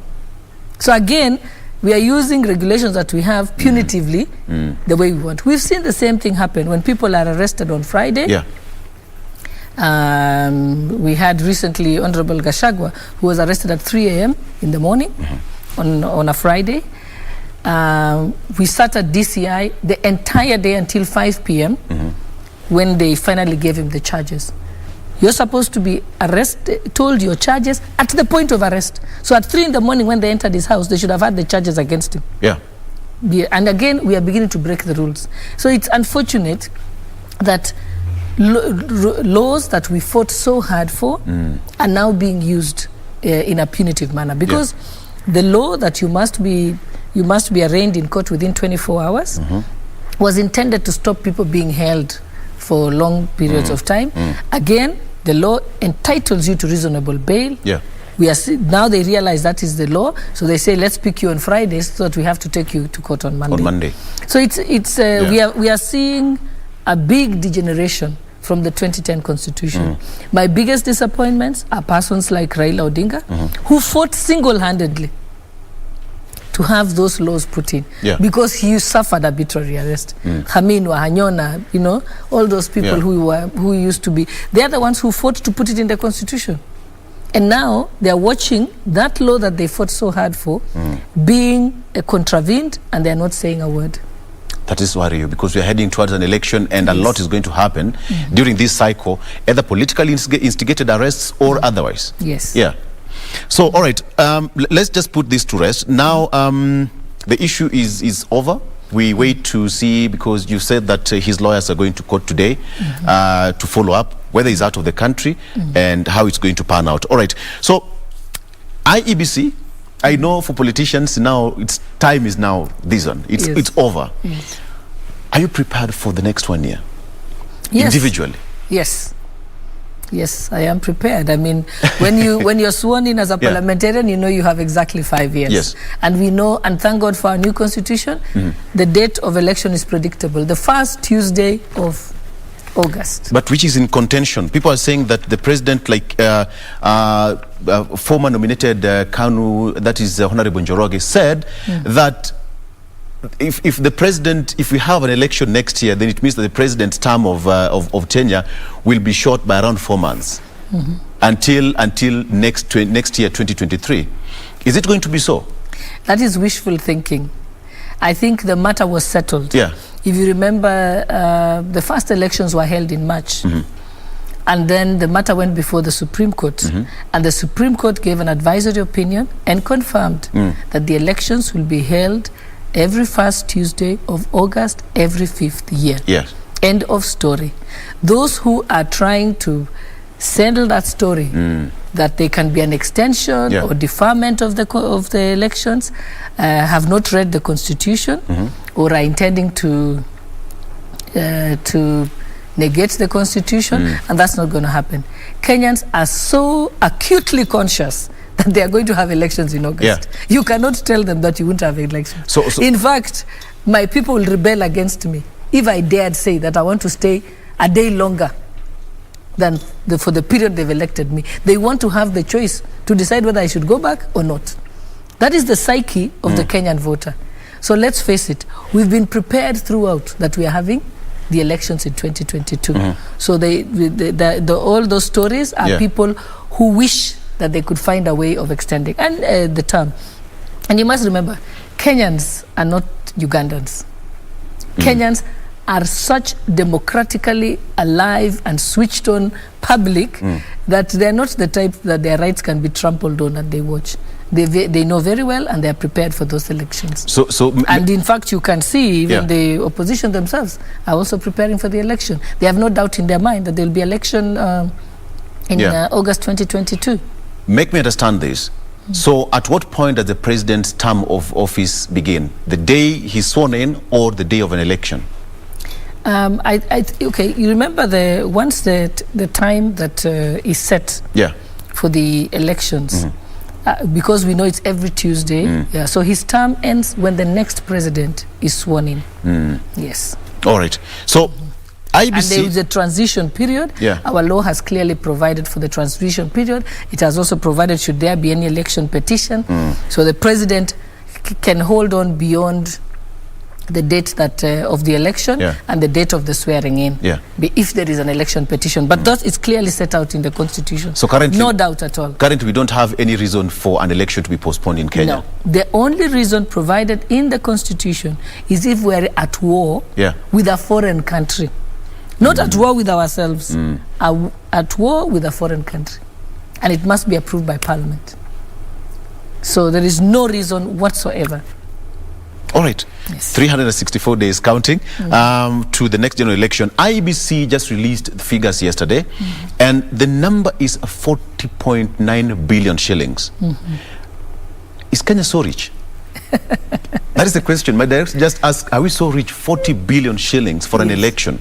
Yes, I think, in fact, that's a conservative price. When I figure, when actually, I look... Chebukati, it's about the bare minimum. Yes. It costs quite a bit to have our elections. Reason being, remember, we had the 2010 Constitution. Yes. After the trouble we had in 2007, We had the Kriegler Commission or committee that came up with what we should do to make sure that our elections are safe. Kenyans themselves gave their own views. There were lots of recommendations by the Kriegler report. We then moved as Kenyans to over-legislate elections, and we have. The cost of elections is very high. Why? One, we use biometric kits. Yes. What they're calling KIMs. Yeah. Basically, that is state-of-the-art technology. No country uses it. Australia, which has the best run elections or the best electoral commission in the world, does not use electronic kits. You don't even carry an ID and you don't have a voter's card. Yeah. You simply go to your polling station, you give your address, and they check your name, they cross out your name, it's a photocopy, and the ballot papers are photocopies. You vote and you walk out. That's it. Because they trust themselves, there is no suspicion. Yeah. I think what we are paying for as Kenyans is because suspicion, our history of stolen elections, so we became very careful. So the KIMS kit is a huge cost. Yeah. Our ballot papers are as safe as banknotes. In fact, probably has more security features than banknotes. I think they have no less than 10 security features. I was there when it was designed, yes. Yeah. I was part of the team that actually designed them. So that is the problem. You have the watermark, you have the thing that you even have the torch that you use so that it can show the blue reflector. Or there is all these features. So our ballot papers are extremely expensive. Also, we decided that we don't trust to have the opaque ballot boxes because we don't trust. So we moved and said we want translucent boxes. Those are actually the most expensive boxes. That's another cost. Yeah. We also moved to say we must have, a polling station cannot have more than 700 people. So when you have 700 people per polling station, it means you have to distribute all polling stations across the country. Yes, exactly. So, and remember, every polling station, every classroom will have 6 clerks who are paid, a presiding officer, a deputy presiding officer.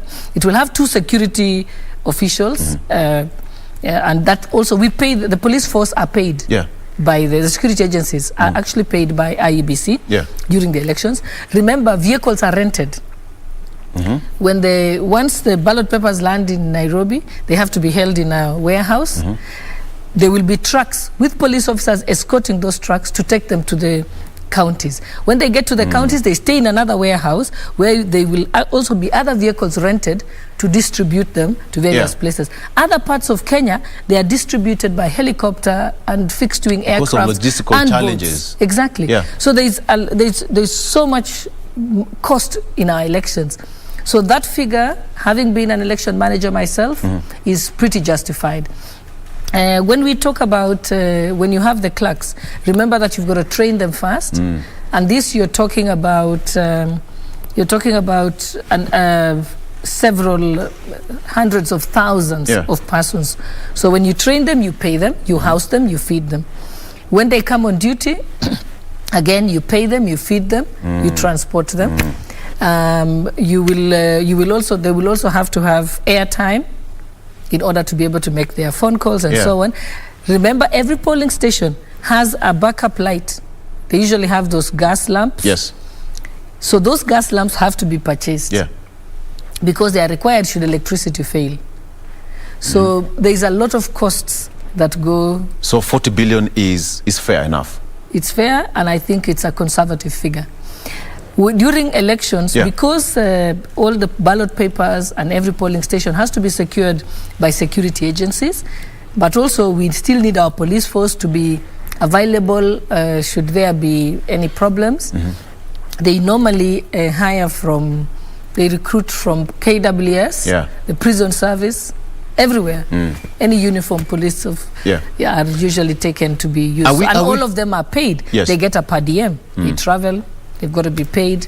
It's a process. That an election is a process, and actually, if you look at you have been there before. It's a process that begins after every election period. In fact, for election managers, when you study election management, it's a 5-year cycle. It doesn't so there's stop. activities, it doesn't stop. Right. Unfortunately, in Kenya, I know that the Electoral Commission have not been well treated because they should have been, in fact, it's imperative and urgent that they must start mass voter registration right away. Because they say according to their statistics and according to the 2019 census report, there is some 7 million Kenyans who have not registered as voters. And I think the High Court decision did allude to it. And if I was Chebukati managing elections, other things can be done later. Other activities can happen later. I would start the mass voter registration. Immediately first, because with mass voter registration, after the registration, you have the cleanup of the register. They hire hundreds of young people to help clean up the register. Computers, they are renting rooms and so on, and most of the colleges are usually taken and used to clean up the register. They also, and they've got to train those people who are doing the cleanup of the register. They use very high technology to clean up the register, and after cleaning up the register, they then take it back to the polling stations for inspection of the register. And then after inspection, people can make corrections. It goes back and goes through the process of cleaning up. So it's a long process, and I think they should start voter registration immediately. Other activities can be later. I saw also that they've mentioned about campaign financing. Exactly, and the caps. Yes. Let me just bring to your attention something here. Among some of the things that the chair said that, among other things, open campaign financing accounts. That is for any competitor. One must have financing expenditure committees and appoint authorized persons who will manage campaign funds at least 2 months before election. Now, the new rules are contained in the Campaign Finances Act that's of 2013, which IEBC hopes to enforce ahead of 2022 general election. The question is, if we have all these rules put in place, don't you think that most of the young people who are planning to get into politics will be locked out? Yes, and that is why it is sad that IEBC is doing it now. That's a knee-jerk reaction. Remember, that law of campaign financing was entrenched in the Constitution of 2010. After 2010, we were unable to implement the law. And then there was a knee-jerk reaction again by IEBC in, I think, 2017. They attempted to put in the same law. And people went to court because the time was too short to set up all that apparatus and so on. And this is what they should be doing in the 5-year cycle. Because if they did it earlier, people would be prepared and would have been set up, or at least there should have been a public participation on that regulation to allow the regulations not to be punitive or to lock out people who are unable to set up a committee and so on. So that it works well for somebody who's running as a presidential candidate, but it's a bit difficult for, like, you know, an MCA, you know, and a member of parliament. It's a bit too high key. If I was IEBC, I wouldn't even worry about setting spending limits. Because what are they setting the spending limits based on? You don't know what the cost of car hires or billboards or posters will be next year. So I don't know what they are basing it on. Usually, in most countries, on the campaign financing law, they don't focus on the spending limit, but they focus on the reporting. So you spend, but you're required to report. Because even now, how will they police how much you spent? If I mean, when you're campaigning, you might find a few of my friends will tell me, I'll give you 3 of my vehicles. You can use them during campaign. How do I cost that? Do I cost it like I was hiring the car? But it doesn't really cost me. I've not really spent the car hire. Somebody has given me their vehicle gratis. So it's a bit, or if you know somebody who has a printing plant and they are a friend of yours, they can say, I'll print your posters. For free. So how do you factor that? How do you factor that? So that's why I'm saying reporting is a more efficient way, especially for IEBC that is so understaffed. They are so overworked. They are already out of time. They have no business creating new jobs for themselves. Like, for example, I'm seeing an example of, for example, Nairobi County, which is in 2017, had the highest county limit with 432 million shillings and has its ceiling slashed to 117 million shillings. Now, candidates bidding, for example, in Mombasa, governor, for instance, are limited to 39 million shillings, down from 129 million shillings in 2017. The question is, how are they going to make sure that this money is factored in the way you're putting it, and you're not going to have candidates reporting, and probably people will even under-report. Even if they spend more, they'll under-report. Yeah. Or some people just over-report because it helps their ego. May not be necessarily that they spend that amount of money. And yes. Yeah. So and even those figures are so high, I wonder who spends that amount of money on a campaign. It's mind-boggling. The question is, what if someone campaigns? If we had that kind of economy, Kenya would be doing very well. I hope so. Yeah. All right. So the question is, what if a person contests for a particular seat and he loses or she loses? Do they still go to IBC to report on the expenditure? Yes, according to those regulations. Yeah. Everybody. So I can imagine IEBC being swamped with all sorts of paperwork and information. They'll not even have time to read it. Even if we send it to their systems will crash. So IEBC should focus on critical tasks that they can achieve to have a free and fair election. If they want to manage campaign financing, it is something that you must work on over the 5-year cycle before the next election. You don't start it when it is exactly a year to elections. From your own perspective and having worked with that electoral body, is IEBC ready right now? IEBC can be ready if they are given the resources. Like I said, they must be able to immediately start mass voter registration. That's imperative. So if they are properly funded for their activities, they can be able to do it, because a lot of the officers there have been there for a while. They're very well experienced. I've looked at the election operations plan. The only problem is their time is very short. They should have started their activities much earlier. So we do hope that they can start right away. They are capable, but our elections require resources. Yes. Like I said, if we have to have the voter registration, you've got to open every polling station. So it's like an election. Then you've got to, and if you do it earlier, it means you can use less equipment, because you can use one equipment moving around different days to a different market, a different ward, and so on. So that they can be able to. It's a work that Chebukati is going to contend with, because you all know that 2022 is going to be one of the most competitive elections, and he said in a report yesterday that it's going to be more competitive because we have more 20,000 candidates, up from 14,000. That is for all the aspirants in the country. That is 6,000 more.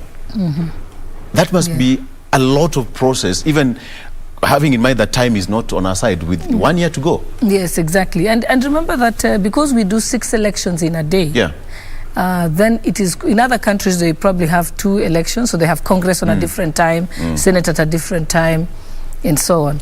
But we are doing all 6 elections on one specific day. Hence the reason why we have to reduce our polling stations to 700, so that people can be able to vote between 6 o'clock and 5 p.m. I always tell people every voter spends 5 minutes to vote. If you were to look at you will need 3,500 minutes per polling station. For the 700 people. Yes, but in order to reduce that time, is you have more clerks and more booths, so that you hand out more ballots, and maybe several people can be voting during that 5 minutes simultaneously. That's how you cut the time. So actually you need more money, because when you buy more booths, that's costs. More clerks, that's cost. Yes. Did IBC learn from the previous election? Yes. I think our elections, like I said, it's very legislated, very regulated compared to other countries. It is designed, it is an impossibility to rig. In fact, I tell people it's impossible to rig at the moment. And that's what Kenyans wanted to know. The only problem that we've seen during the by-elections is the use of the police and chiefs to intimidate voters. That's the only method of rigging they can have, is intimidation. But in terms of actual voting, it's become quite efficient. So I'll be one of the people championing that IEBC get the resources to start working on it, because the security of our country depends on it. And you come from a volatile area, part of Rift Valley and Elgeyo Marakwet, Turkana, and the bordering and the warring counties. How is it going to be that, when you look at people who are now moving from those particular areas, because every particular year there is that issue of, banditry and cattle rustling, how are you going to make sure as leaders from those particular countries that moving forward is going to be safe for everyone to go cast their ballot and go back home? Because time is up. I think the banditry has become almost a culture and something that they live with. It's quite controlled at the moment. I think there's been a lot of improvement relating to it. But I've never heard about banditry on election day. That tells you how Kenyans love voting. Yes. Because things are quiet during elections. Yeah. Everybody's focused on making sure they go to go and vote. Anybody who works in Nairobi actually takes the day off and goes to their village if they vote in their village. Back. Right. Kenyans, they love to exercise their right to vote. It is something they're very passionate about. So I've not heard of a situation of interruptions by other happenings in an area, except the 2007 violence, which actually was caused by mismanagement of the election. That is what caused that problem at that time. But if the elections are, and that's why we learned, if we manage our elections well, people will be calm and okay with it. The confidence from the Wananchi, because what happened in 2017, people went for an election and then it was not credible, went back to the ballot again. What do you foresee? What do you foresee in 2022? Give me a picture and what you can see. 2022, I think the election will be held. But if Raila Odinga is on the ballot, I know definitely he will contest at the Supreme Court. So we'll go through that motion and let the Supreme Court decide. Because he has never conceded defeat in any election. He's been elected 4 times, gone to the ballot 4 times, presidential. He has never conceded defeat. So if it's him, I know he will contest. What about other candidates? What about other candidates? Other candidates? Yes. Okay, I'm talking about the one I know that has a history. The others, I can't judge them because they've not done that in the past. I've seen Mudavadi concede. I've seen Kalonzo concede. And so it's one person I know who has not considered. I'm just talking from actual fact and experience. Exactly. Yes. Right. It's not judgmental. It's what happened. Maybe at that point, let's take a break. And when we come back, we still talk about this issue of... all right, I'm told. All right? Okay, fair enough. So the question is, when you talk about IBC candidate spending caps, we have got the issue. Let me just go to your county, for example. Uasin Gishu is not here. I think I saw it. Yes. There are different figures for governors. Gazette notice on my phone. Governors, we have senators and women representative, and they are segmented in different regions, constituency and spending limit. That is one. That's this part I want to get to. What's an issue? I don't have that one. All right. If at all this cap is spent and it's effective, what is going to be the repercussion in terms of an economy? Because if we are living in a very tight situation right now economically, how is it going to have an effect in the economy? No, you see, when the more that is spent during elections, the more economic activity and growth there is, because printers are making money, people who hire out vehicles are making money, small traders who have the sound systems do make money. There's a lot of purchases, so it is actually not bad for the economy, because it means money is changing hands, and so on. Those people who are selling food for people who are on the campaign trail and so on, they also make money. Markets which ordinarily would not have a huge number of people, there's a campaign rally, the hawkers will be able to sell some bananas, sell some soda, and so on. So it's not bad for the economy. It's actually a good thing. But as to how IEBC came up with the figures, I think they're the only ones who can explain that. Exactly. Because it's a very in-depth economic assessment, and you'd have to actually speculate and predict what costs of goods will be. Then somebody would ask that election in Kenya is only meant for people who have money. Because it's expensive. You talk about money in the 48.9 million, talk of billions of shillings. So if you don't have money, you're not going to get an elective post. My experience has shown me that it's not necessarily that people who have money will always be elected. I think it's good to look good. We know the young man from Meru who was riding a bicycle. Exactly, yes. And he was elected overwhelmingly. So it's not necessarily that the more resources, the more you have. I think it's ultimately how you resonate with the people. There are people who, by their own personality, they like to run a flashy campaign. Again, people accept them for that. And know that I like the guy, but he likes to do this, it's fine. So a lot of it, it's not good to do that. The more money you spend, the more guaranteed that you would be elected. I think the biggest expense for any candidate is your agents. And I think, because that is really, that can affect your election. Because if you don't have agents who are awake and confirming that that the right figures are fed into the result form, that the counting of the ballots is being undertaken properly, then that is where you can lose. So I think the biggest expense is, I would say, is actually the agents. That's what can lose you. But the posters and so on, there are people who are known by face, so they wouldn't require. All right, so let's take a break for real, and we'll be right back. And we're still having that conversation. Send in your comments, your questions, and we have Honorable Gladys Sholei here just to give us her experience. She's been there in an election board, and she's been in that particular situation before. So we are just getting to understand what's happening, having in mind that just 1 year to the election. We're taking a break. We'll be right back.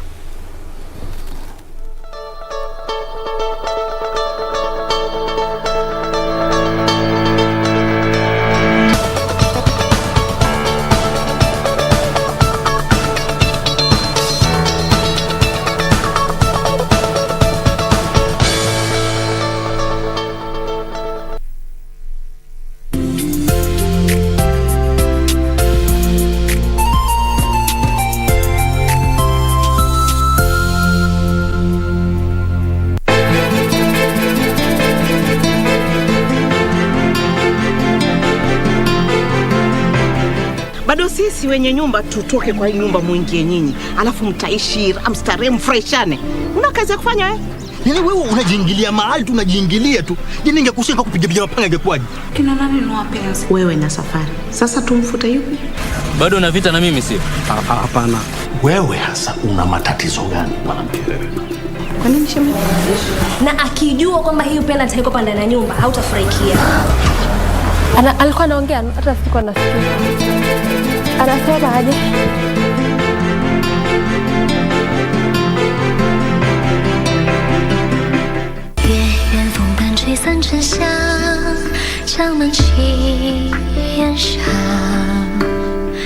You have no right to beg for mercy for her. I'm willing to take her punishment. Please forgive her. Please help me to check his real identity and confirm he is your son. It's a trap.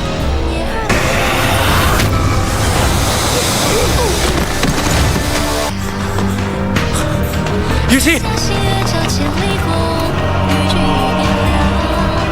Promise. I will get revenge.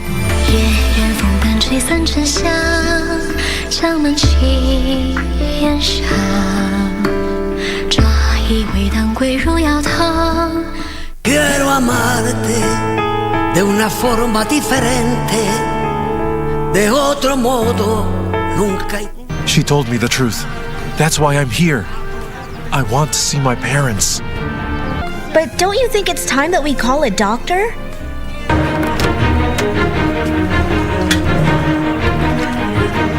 Take her to your apartment in secret and let us know, so that the two of us can have a word with her, and we can erase her from the face of the earth. And Ceci has thrown me out, and I'm very sure that she's plotting against you with Ulises Artiaga, because until now she's still bent on separating Ivan from Mariano. I'm placing you under arrest for the murder of Mr. Horacio Espinosa. No, what? De una forma diferente, de otro modo, nunca igual al de otra gente.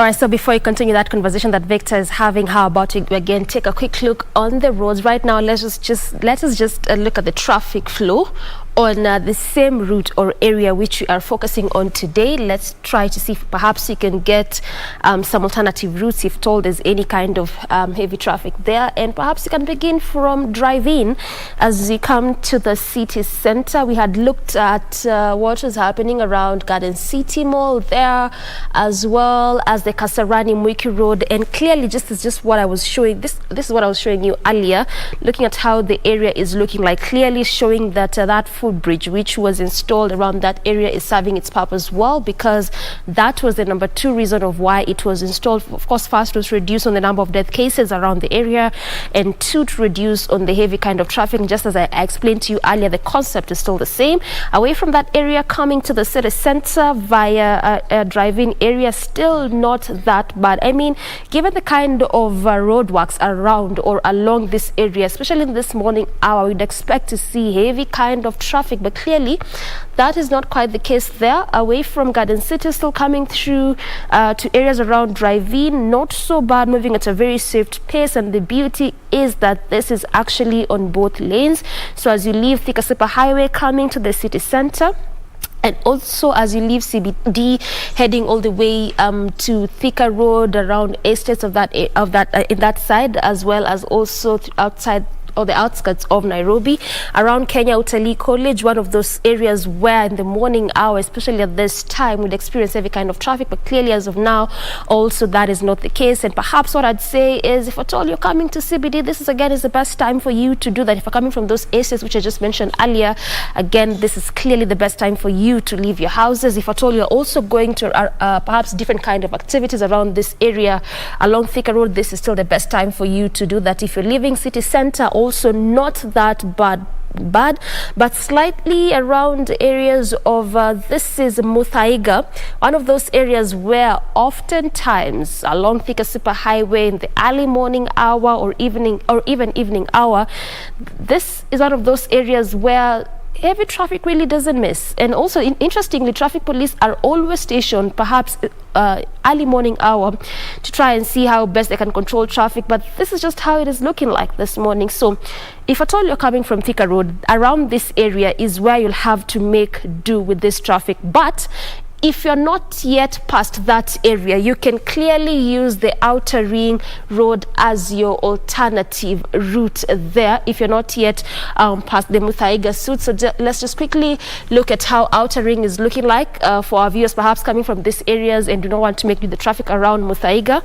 This is one of those routes you can use as an alternative, where you get to branch through the Allsops or from the Allsops roundabout, coming with the same stretch there. This is actually a long Outer Ring Road, and the road is looking so good this morning. No traffic at all, just on some sections where it's beginning to slightly build up, but altogether manageable kind of traffic. So if you're using Outer Ring Road, or if you intend to use this as your alternative route, you come with the same stretch. Where you get to branch off is along Juja Road there, on that particular stretch there, coming with the same route as you enjoy through the Pangani intersection there. So that is one of those areas you can use as an alternative route, and through those roads that I've mentioned is where you can actually branch off this morning. But if you are past the Muthaiga roundabout, then perhaps you just have to make do with that traffic, because that continues up until the Pangani intersection there next to Pangani Girls. And that is how it's looking like this morning in terms of traffic. Of course, you're still trying to focus on how these various 4 footbridges have impacted or affected traffic altogether along Thika Super Highway. If you get a chance to have the next link, you might perhaps look at other various alternative routes. But as of now, at just 50 minutes past 8, this is how it's looking like in terms of traffic. All right, so we'll continue the conversation here. Thank you, Doreen, for that. Okay. With me is still have Honorable Gladys Sholei in studio. We're just talking about matters IEBC. I know most people are now asking themselves, so how is it going to be? All right. So, Mheshimiwa, somebody is asking a question, matters requirements, and the issue of academic credential is putting up so many people, probably aspirants, in a very tight spot. From your own experience, how should it be? I'm one of the people who are against the degree requirement. Right. And my disagreement with it is based on facts. So far, only 495,000 Kenyans have degrees out of 50 million Kenyans. 495,000. Right. And this is against 26 million projected people who are eligible to vote and therefore eligible to be candidates. Yeah. That's a very small percentage. That means you're saying that 3.5% of Kenyans can actually vie for political leadership, over 97% or 96 point something percent of Kenyans who are the ones they are going to serve. I think it's unfair. That requirement is only necessary or can be justified in a country where everybody is capable of getting university education for free, or at least with support of government.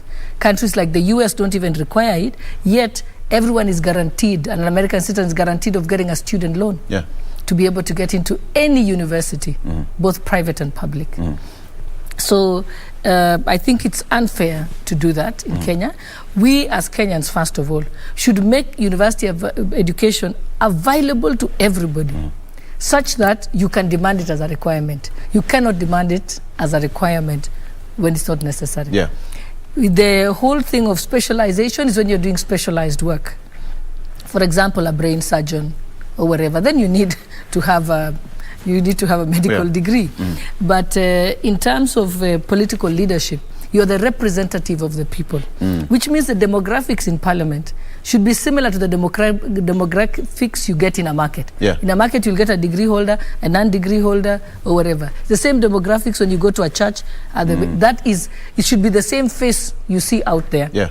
So if you tell me that you should only have degree holders being in political leadership, then that is not really what is on the ground. Not everybody has a degree. I know that the proponents of the degree requirement were saying that it will improve the quality of debate and so on. But as we speak, 60% of parliamentarians have degrees. So it's not the degree that is affecting the quality of the debate. The quality of the debate. Right. I think leadership depends on your passion, your focus, and your selflessness to work for your people.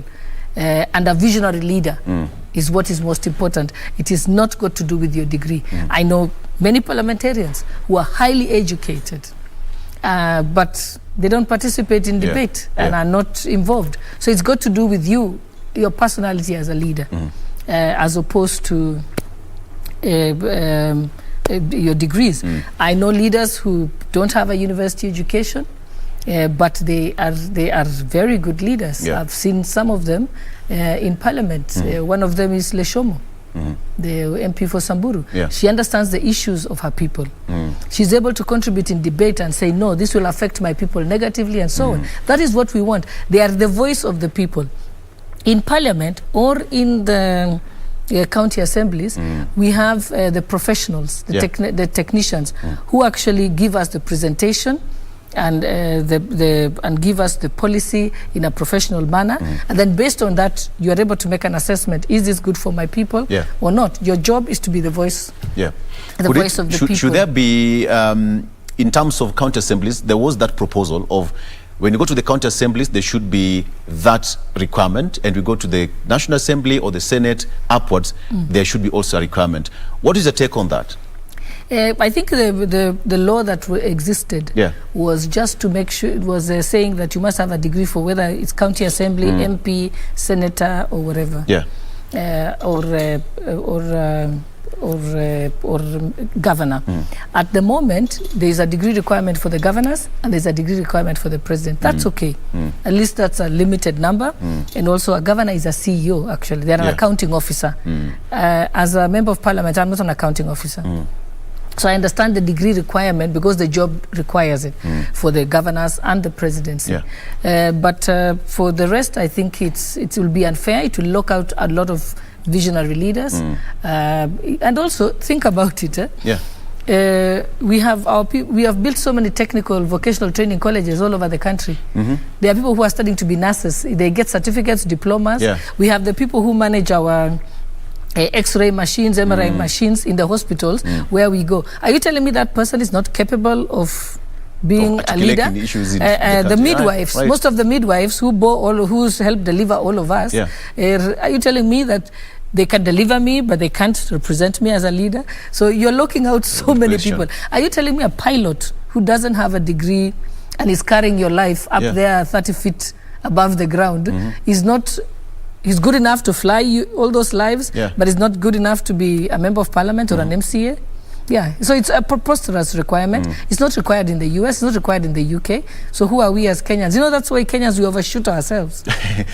You've just reminded me, a few months ago, there was a story where a gentleman flew in Kenya for 8 years and he didn't go to any aviation school. He just learned the ropes from I don't know where, but he's been flying. Maybe when they use them in farms to spray the farms and so on. So people learn. A lot of the farmers actually in these big ranches, they don't necessarily go to aviation school. Okay. So it doesn't make sense. I know that Senator Murkomen is in Parliament, is trying to amend the law at the Senate.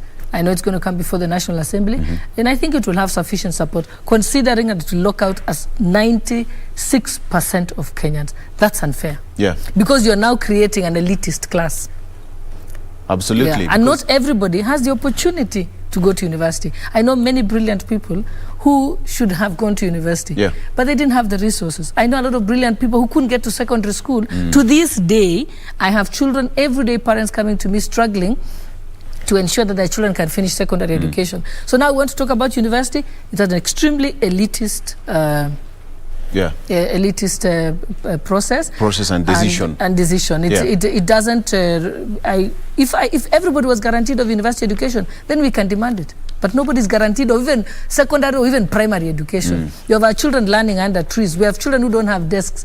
We have schools that don't have books. There are children who are starving, who can't make a meal a day and are too weak to go to school. We cannot be making demands of things that we cannot provide. Yes. All right.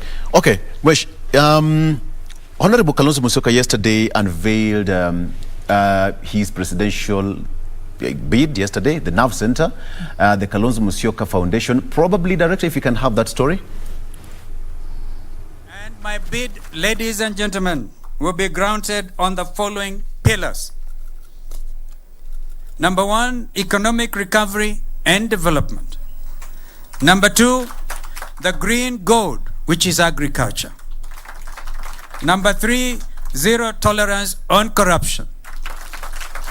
And to demonstrate how serious we are, we have the anti-corruption czar in our midst today, our brother John Githongo, who has volunteered to give us all the inputs that we require, and so we can be able to lead from the front. Number 4, sustainable debt management. And number 5, youth and women empowerment. Kalonzo rubbishing the bottom-up economic approach, the anchor to Deputy President William Ruto's march to the ballot. Dear Kenyans, make no mistake. There are no quick fixes to our current economic dilemma. No instant coffee solutions. However, I want to assure you that fixing our economic meltdown is doable and is achievable. While doing this, what I hear Kenyans to be saying is that they want a government that protects them from harm, not one that hurts them. We cannot elect leaders who seek to exploit our fears for their own political survival. How else will one propose a meaningless economic model that doesn't reflect his life journey? We must properly diagnose what ails Kenya and develop blueprints that work. All right, so it's all system go, and politicians, starting with Honorable Kalonzo Musyoka, who unveiled his command center yesterday. And if you look at the people who attended, only Honorable Musalia Mudavadi attended that function. But report has it that he left in a half. He didn't go until the end of that function. What do you make of that? I think I can just speak to what Honorable Kalonzo has said. So actually, he's the first person to officially launch his presidential bid. Right. Nobody else has. Yes. Not even William Ruto has not even that. Yes. But what I found fascinating is that the things he has spoken about, economic recovery plan. Yes. That's exactly what the Hustler movement has been talking Right. about. I know that the last time Kalonzo Musyoka spoke, he said in, and I think I can quote him, he said it in somewhere in Machakos or his area, where he said that his main reason for running for the presidency is to stop William Ruto. Those were his words. His main agenda. So, yes, his main agenda. Yes. So it's quite amusing now that he has changed his agenda to speak about the economy. Remember, UDA and the Hustler movement has focused solely not on tribal kingpins, not on alliances, but on a party that welcomes all Kenyans, but on a party that is keen to work on the economy so that every Kenyan can be able to have a living wage or at least can be able to have an economic activity to feed their families, what we call pesa mfukoni. So I'm glad that the conversation has changed. I think UDA, William Ruto and the Hustler movement has brought everyone to start talking about the economy. I know I did hear Mudavadi at some point also starting to talk about the economy, and that is great. They are talking about agriculture. That is what a bottom-up approach is. When you talk about youth, women, and so on, again, that is the bottom-up approach. But the sad part is he mentioned that the bottom-up approach is a meaningless economic model. That just reveals that he's not well-read and that he doesn't keep up with current affairs and world affairs. Anybody who reads the Harvard Business Review or economic publications, you will see that it has been confirmed worldwide that the trickle-down economic model does not work and has failed. Every country is moving to the bottom-up economic model. It's only to discuss the details of how to get it done. Joe Biden tweeted, I think 2 weeks ago, about the bottom-up economic model, which is implementing in America. The Prime Minister of India is implementing it. Botswana is implementing it. If you read Botswana's latest economic recovery plan, it talks about that. So it is actually a worldwide movement. It's being discussed in the top business schools in the world. It started with Columbia University. By a professor, I can't pronounce his name, it starts with S. But he was, it's been something that has been studied, and actually worldwide, it is now, it's just that it's implemented differently in different countries. But it's an economic model that is studied and is actually part of business school today. And so you would ask anyone to listen to TED Talks and so on, the discussions are ongoing. But the positive part is at least we are no longer talking about tribal alliances. We are not talking about economic recovery. You may have seen that yesterday and the day before, the Deputy President has held the third economic forum. He had, the third one was the Nyanza County's economic forum, where he's telling them, for this economic model, what is it that can be done in your region? Because remember, every region, it will be implemented differently, but it's still the same economic model. The one has been held for central Kenya counties. They also held one for the coast. The coast region has had economic forums with the Deputy President and the UDA movement. There is going to be one for Western Kenyan counties. And that is the conversation we want to talk about. Let's stop talking tribe in Kenya and let's talk, because everybody, the common denominator is everybody wants to improve their livelihood. But if you talk to a Mama Mboga who normally has capital of 200 shillings, she will tell you, if I had 2,000 shillings, I would be able to make 500 shillings a day, or I'll be able to make so much a day. Everybody wants to improve their lives. The question would be, if we talk about devolution, is devolution part of economic, bottom-up economy model? You remember devolution, we have only devolved agriculture and we have devolved health. That is what has been devolved. It's taking the services closer to the people. So devolution is in terms of operations, government operations and service delivery has been taken to the bottom. So yes, it is a bottom-up approach, but for service delivery. Now we are looking about the economy, because the economy is the policies of the country that or the national policies that actually define how economic growth will be spurred. I'll give you an example.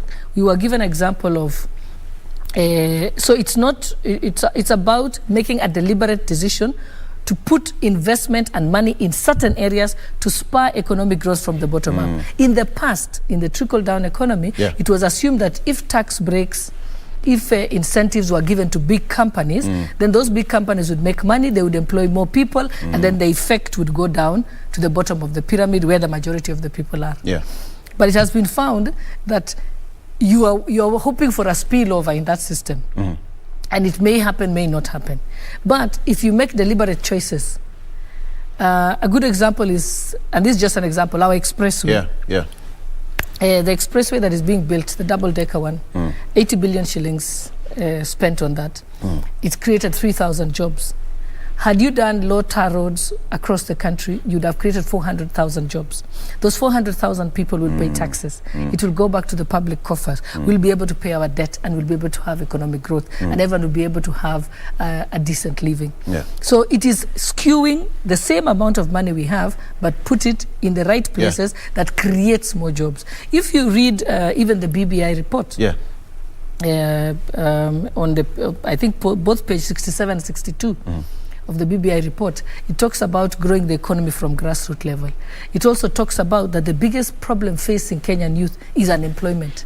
So it makes sense that you must say, what do? We need to put our investment where the economy will grow. We know that the biggest amounts of money that we use in our foreign exchange is for petroleum and edible oils. You know, edible oil, cooking oil? Which again, so we are losing money as a country because we are importing something we can produce. Suppose we put resources and give access to inputs and money lent at affordable rates to farmers in Western Kenya, they can produce edible oils. It's fertile. We've got the labor and we've got the land. All they don't have is the inputs and the support, the professional support by extension officers to tell them how to grow it and so on. And then put up the factory. We'll be able to spot. That is what means, that's what bottom-up approach means. Because you are going down to where the majority of people are for them to be able to earn a living. If you look at, I always give the example of Rivertex in Eldoret. Rivertex has been built to the tune of maybe 4 billion shillings by government. The government has put state-of-the-art machines. They are producing very good fabric, and we appreciate that. But unfortunately, they import the cotton. So how is it benefiting the majority of the people at the bottom? What then we should do, support Rivertex to become a state-of-the-art factory, but take a similar amount of resources to people on the belts, the farming belts that can grow cotton. And give them inputs. Encourage, if you have an acre, grow cotton, 2 acres, grow cotton. All the small holders, aggregate it, collect it at one collection point, let Rivertex buy it. What will happen? Not only will Rivertex grow and be able to even export fabric and give us foreign exchange and to pay taxes, but it will also give all these people who are having economic activity to be able to earn a living. So it's a possibility. It's just changing the policies, using the same amount of resources. We are not getting new resources from anywhere. Yes. All right. Let's take a break, and when we come back, we have got Honorable Seth Panyaku, who's just walked in. We also just give him time to just to give us a feel of what he's feeling, and then before we wind up this particular discussion. So let's take a break. We'll be right back.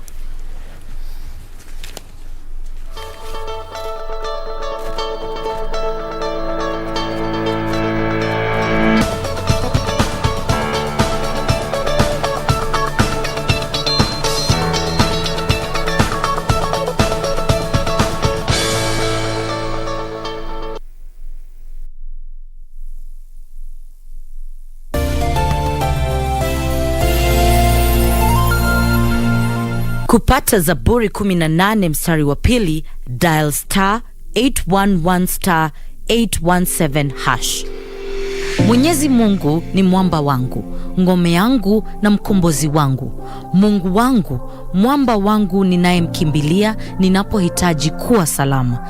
Zaburi 18 mstari wa pili. Zaburi 18 mstari wa pili, dial star 811 star 817 hash. Star 811 star 817 hash.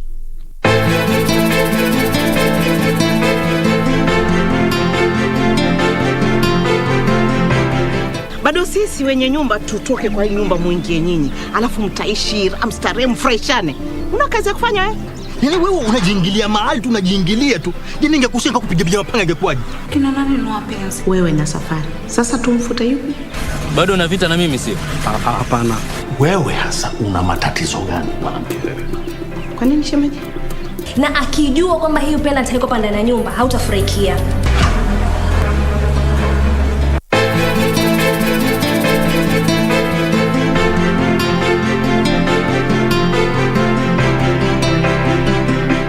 Quiero amarte de una forma diferente, de otro modo nunca. She told me the truth. That's why I'm here. I want to see my parents. But don't you think it's time that we call a doctor?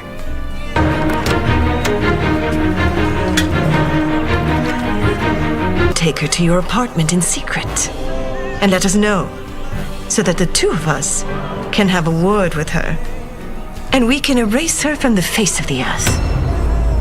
And Ceci has thrown me out, and I'm very sure that she's plotting against you with Ulysses Artiaga, because until now she's still bent on separating Ivan from Mariana. I'm placing you under arrest for the murder of Mr. Horacio Espinosa. No, what? De una forma diferente, de otro modo, nunca igual al de otra gente.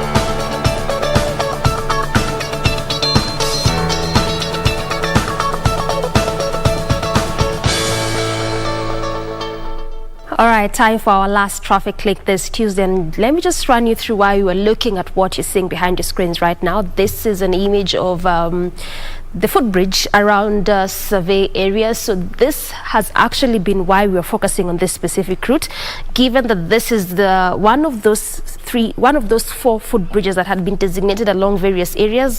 This is one among them. There's one at Garden City, one at Witithia, and then there's one at Mangu. The four of them add to the already 18 existing footbridges along Thika Superhighway. And the major reason as to why these footbridges were installed, first was reducing the number of death cases, just like how it is usual as to why we have footbridges on most of major roads, and also two, to reduce on the traffic flow along this route, given the fact that Thika Road is one of those busy roads in terms of businesses, both large scale as well as small scale, companies, a number of them, schools also, quite a number of them, not forgetting the number of estates, numerous as well, and the fact that also the road serves the vehicles that come from the outskirts of Nairobi, various counties like Isiolo, Wajir, Kiambu, Thika, and so many of them as well. So clearly this is one of those busy roads, and first of all, that is actually even why it was expanded to making it a highway. And like I mentioned, part of the major reasons why also these footbridges were installed is because a number of residents, especially those around areas of Witithia, had complained of the number of death cases that were recorded annually because of the accidents that were happening around that area, and that was because of a lack of a footbridge. Because when you lack this on most of major roads as well as highways, then it simply means that pedestrians have to use the major roads or the highways to cross over. But when you have this, then at least you have clear places, clear lanes, clear areas for pedestrians as well as for vehicles. Also, the other reason as to why we were focusing on this specific route this morning, aside from just trying to check the traffic flow because of the bridges that were installed and already opened up to the public, was also because of the BRT, which is taking shape. And slowly by slowly, I shall be explaining to you the importance of this bus rapid transit system, why this model is being adopted, and how it's expected to change the form of various roads, key among them being this one in specific. And also the other reason was because of the construction around Kasarani Mwiki Road, which was one of those roads that was in a very poor state. And again, it also took the cry of residents along that area to just complain of how the road was in a very bad state, and especially when it rained, quite impassable. So those were the major reasons why we are focusing on this route, and also just because of all these activities, try to check the traffic flow. And clearly from just looking at what is happening around this bridge, just a bit different from what you'll see on other various footbridges in terms of the lighting also being in place. This was one of the key features that was very instrumental on actually all of these 4 footbridges that were added in addition to the already 18 existing ones. And the reason was to reduce on mugging cases, like I had mentioned to you earlier, especially in the early morning hour as well as the evening hour, given the fact that also that was one of the things that were being reported along this area. So clearly this is why we're checking on this route, try to see how all this ongoing road works is affecting traffic flow, and also the already completed ones, how is it impacting traffic altogether. So perhaps we can just quickly check from this particular area. This is around the Muthaiga roundabout. It is just the same, actually not the same, it has changed right this very minute. This is how the area is looking like, at least moving quite fast, in as much as in some specific sections or areas there's a bit of a gridlock. And again, that is just specific to that lane that is coming to the city center, which is again quite expected. On the other section, moving at a very swift pace. So if at all you're coming from city center, a good time for you to head over to Thika Super Highway. And again, like I mentioned earlier, this still remains a key road in terms of focus because of that bus rapid transit system that remains the latest project being undertaken along Thika Super Highway. Perfect. All right. So that is the traffic update. And by the way, somebody saying that Doreen should be our traffic cop, and maybe the traffic police officers in Nairobi should consider hiring Doreen to help them do the traffic update that you're doing better than comment reserved. All right. Let's flip the discussion a bit and let's talk about politics and health. All right. We can do this. All right, in the studio we have got Honorable Seth Panyako to help us talk about politics and health and how we should know about it. Mheshimiwa, welcome to the program. Karibu. Thank you very much. First of all, are you vaccinated? Due to patient privacy, I'll skip the question. No, you just have to tell us. We start from okay, the oath of secrecy. Yes. Okay. So it's all over, and we know a lot has been happening in the country. You know, the COVID is here, and politics also here. How are we contending from the professional side of view? You know, the problem we have in this country is that yes. The professionals, in terms of stakeholders, are basically left out of all the plans that are put in place by the government. Yes. The government still believes on this thing of top-bottom approach on all the issues. And that's why you see now we have a different narrative where we are saying bottom-up approach in terms of addressing issues affecting Kenyans. And even as I sit here today, I'm a key person in terms of healthcare system in this country, but I do not know the measures that the government has put in place. For example, when it has said now from yesterday, our public transport system will now have to carry passengers to capacity. If you asked me what measures has the government put in place, I'll not be able to tell you. So we go in outside your houses and you pump into decisions made by the government, not knowing what the government has done that is so unique when you have Delta variant today ravaging the country, and we are actually doing so badly today. I can confidently tell you that the numbers that were being given by the Minister of Health are not the true picture of what's happening in the country. Really? Because our testing ability in Kenya is crippled. We are not able to test everybody that we come across. For example, what is the policy on testing? They only test people who go to hospital. The issue of even tracing ended long time ago. Yeah. So when we are told that the rate of infection is 15% today, I still doubt those figures, because we don't have a testing policy in Kenya, where you are told that for us to know the prevalence of this infection in this country, we need maybe to go to a place and pick people randomly and test them. Right. That's not happening. Right. They are testing people who go to hospital, then they give us those numbers. Yeah. So we have that problem in the country. Those who hold the wings of the government and who decides what happens, to not matter what stakeholders have to say, or even the common mwananchi. So we sit and wait for them to make decisions. Yeah. You are not consulted, because now Matatu resumed full capacity yesterday. We're not consulted. Who will consult us in the first place? We have a ministry that has never made this union. We have a CS that has never made this union. Even when we write letters that we want to have a meeting with you, even just a courtesy call meeting, Kakwe will not allow. And so we have a CS that, I don't know whether he does not understand the meaning and the role that nurses play in this country or not. So we've reached a place where we are saying, now let us look at what affects us as workers. Yeah. As long as we can be able to fight, because we are not living in this country, we are barely surviving. Yeah. I'm saying we are barely surviving, because how will I continue to fight and say that before we open up the country to have full matatus in place, have this in place, when we ourselves, we are not accessing healthcare services? Yeah. We don't have comprehensive medical schemes, and where they exist, for example, money is not remitted to NHIF, so that when you go to with the NHIF card to a hospital, you are turned back. You are told the NHIF does not pay. We are not going to allow you. You can't be treated on NHIF. So you have to go down your pocket, sell your cows, sell your land, and then you go for treatment. And yet you are a public servant whose money was taken from the payslip, which was called medical allowance, to come up with comprehensive medical insurance for public servants. So we have serious problems in this country in terms of involving of stakeholders and the public. Yeah. You've raised a very worrying point there, that the kind of information that is there is not the real reflection of what the government is telling people. No, it's not. It's not. It's not. This Delta variant thing is really causing havoc in this country. People are dying. People are dying in the village. What is the situation like? It's so bad. Like where I come from, people are dying every day. And when you ask, what has killed this person? They say, we don't know, he just died.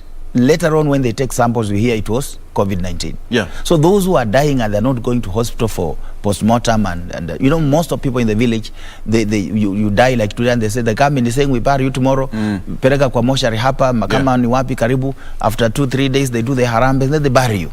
So it is not really giving us the true picture, but that may not even be what is of great importance for us. Knowing the numbers, the exact numbers may not be important. What's important is the action, for example, that has been taken, that now vaccination has been opened up to all Kenyans, so that they can be vaccinated. I think that's a step in the right direction. Yes. All Kenyans have the right to be protected against any ailment, because even if you protect those health workers in hospitals and you're not protecting the larger population, you're doing nothing. So that's a step in the right direction, and we need more centers of vaccination to be opened up. But you see, the problem we have in this country is that investment priorities are skewed. They do not know where to put their money. Why will you put billions of shillings, for example, on a useless project like BBI, instead of taking that billion and buying vaccines enough to vaccinate all Kenyans? Today we should be talking about the government has put in place the measures to ensure that every Kenya will be vaccinated. This amount of money has been set aside. But when it comes to priorities, it is skewed, because maybe when you buy a vaccine, there's no kickback from there. So they want to do projects where there's kickbacks. We need serious government officials who are really going to take care of the interests of the Kenyans and not looking at their personal interests. Yeah. The question is, do we have enough vaccines in the country? Of course, we don't have enough vaccines in the country. We do not have. And even the few that were in the country had a lot of mischief, information that was misleading, and many people do not want to take the vaccines.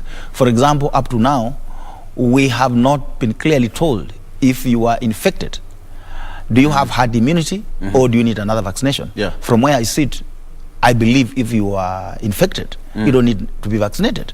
But these are things which have not been because what's that vaccine? What you call attenuated infection is an infection, a real infection, but it has been reduced to the levels that it cannot cause it cannot cause full-blown infection when you are inoculated with it. So when you are inoculated with that vaccine, it triggers the system to produce antibodies that will fight against that infection when you get it. So if you got a full-blown infection like myself, do you still need a vaccination?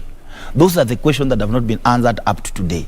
And we see many of the health workers who have been infected and they know how the immune system functions. They are reluctant to take those the vaccination.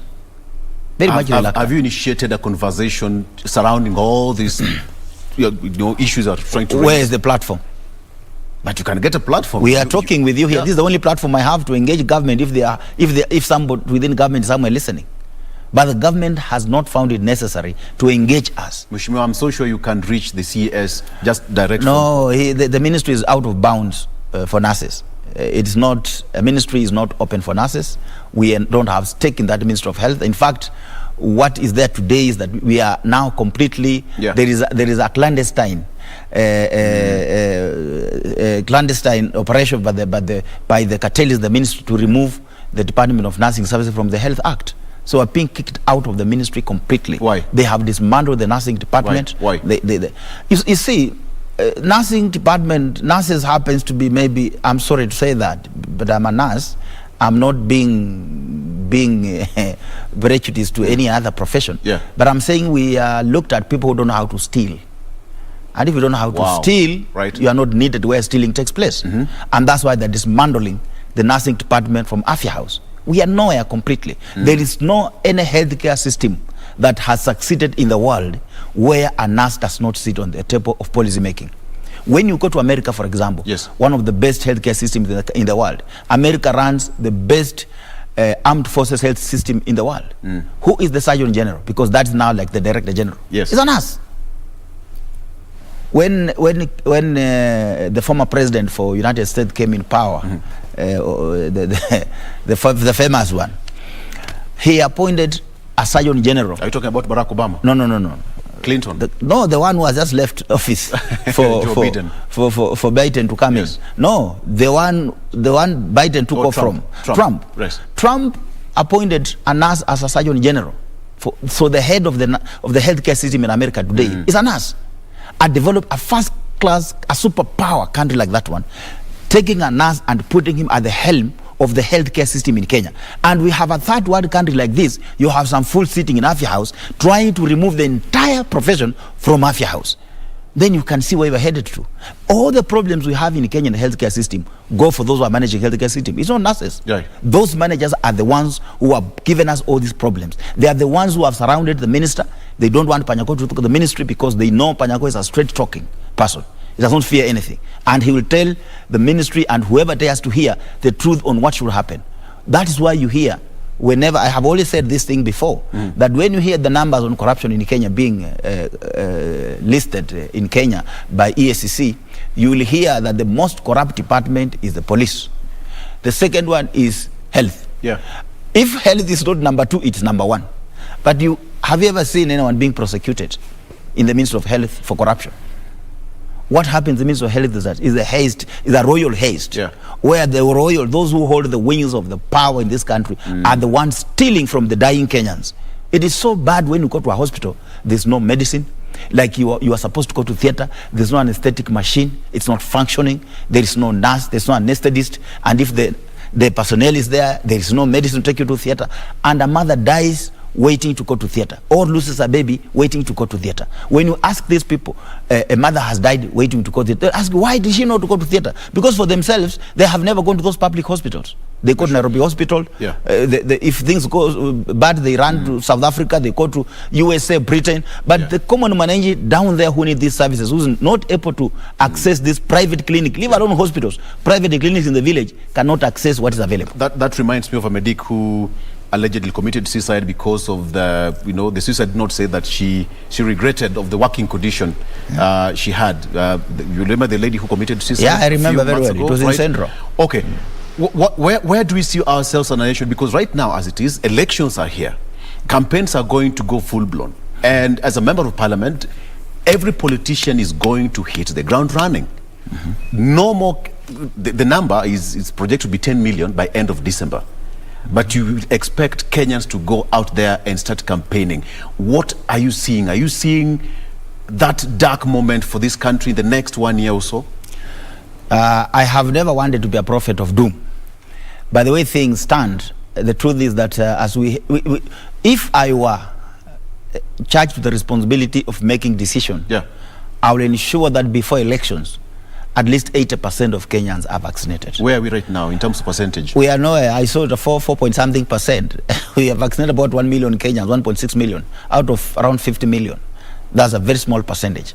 So that will be my focus as an administrator in this country. And if I go by the lines I saw when now it went to the public, and the public are willing to take this vaccination, I will now invest in bringing in the vaccines and ensure that we vaccinate, we go into mass vaccination. We even go to homes. We even set this thing in the estates and people get vaccinated. Like polio, they will usually do it. Like even I'll put a law and say no one will be allowed now after, like if we have enough vaccines, because you can't also put restrictions on people when you don't have enough vaccines. But if we had enough vaccines, I'll tell you, from January, you will not be allowed to enter a supermarket in the country if you don't have a vaccination card.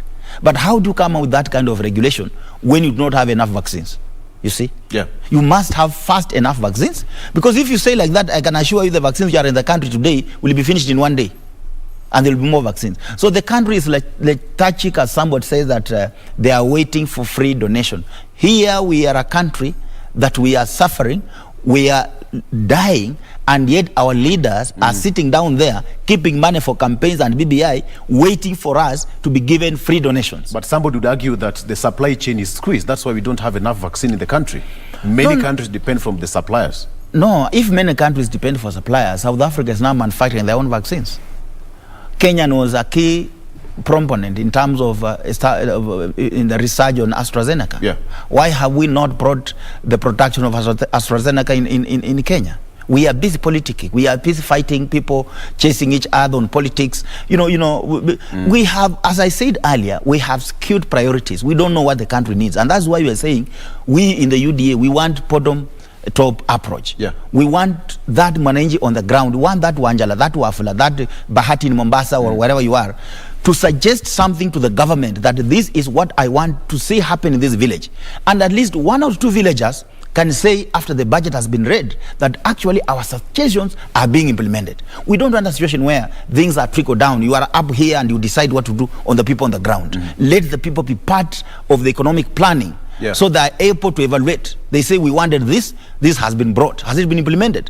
So today if you ask Kenyans, many of them will tell you we want to be vaccinated. But where are those vaccines? Where are they? If you say that the supply is not okay, where are our priorities? By the time Kenya was participating in research on AstraZeneca, it should have put measures in place to have our own production here. I heard that somebody called Aidin was putting up a manufacturing plant for vaccines in Uganda, and he was deported at night in this country. They deported Miguna. This country is, you see, if it is true that this man was going to put up a vaccine factory in a company in Uganda to produce vaccines, what I would have done if the person in power is to get in touch with the Ugandan government and find out if that is true. And if it's not true, let this person face the full force of law. So the problem we have in this country is politics. Politics. Everything is politicized. They don't care what happens to Kenyan people. Like today as we are talking, IFMIS was blocked on 15th of June, just before the president went to Europe. And up to now, it has not been opened. County governments barely have no money to function. So when you say that you devolved services to the people, I saw Honorable Boss Sholei saying that devolution was meant services to the people. That is what it's supposed to have been. But now, are people getting services when you block a system of transferring funds to the county government for more than 1 month? Definitely, they are not getting the funds. Today, how are counties paying salaries? Counties have made arrangements with the banks. They get money from the banks, then they pay net salary. Third-party deductions are not going. And today, as we are sitting, health workers, public servants across the county governments are now crying. They want to go on strike, not because they want salary increment, but because they want what has been deducted from their salary to go where it's supposed to go. You can imagine how painful it is. You have a premium. because some health workers have decided, some public servants have decided to go a long way in securing themselves, even health. Yes. You have a premium where you are taking care of your family. For example, you have large family that is maybe not covered by maybe the government health policy, like insurance. Then you have a private premium with a private company. You are deducted money to go to that company. It doesn't go. Yeah. When your family goes with a card to a hospital to be treated, you are told this card is empty. There's no money. Money has not been given. When you go with the NHIF card today for treatment in the hospital, you are turned back. You are told, no, NHIF is not giving us money. But the people are supposed to take some of these legislations to the floor of the House so that, you know, the country cannot make some arbitrary decisions unless it's ratified by Parliament. Unfortunately, I've told you that this country is not, everything is not right in this country. It's true, I was elected as senator for Kakamega, but I don't sit in the Senate. I'm the one who was elected by the people. When you hear people talk in Kakamega, they speak so bitterly. All 12 sub-counties, no one beat me. But do I sit in the Senate? One of the vision I had as a health worker was to work on a health act, to amend the health act. At that time, there was no health act. Is to work on a health act that will provide free and compulsory healthcare services to all Kenyans. Basic. Basic. Free. If you walk in any hospital, you must get that healthcare service. 2 is to find out how this healthcare service was going to be funded. One of the ways was through NHIF. Another, for example, look at it, the corruption in healthcare system. Look at a private hospital. It charges a bed just the way a public hospital charges. Like when you go to Aga Khan, the charge on the bed is the same like the one for Kenyatta. But you see, when you go, for example, to Kenyatta, you'll find out that workers are paid by the government. But when you go to Nairobi hospital, they are paid by the hospital. So when you try to look at these things, you try to find out, now, this money being made by the public hospitals through cost sharing. Oh, they will tell you we buy medicine, we do what. But there is a lot of money being generated there, which is not, some of it will be recouped into hiring even more health workers. That's not happening. So this country, I'm very disturbed.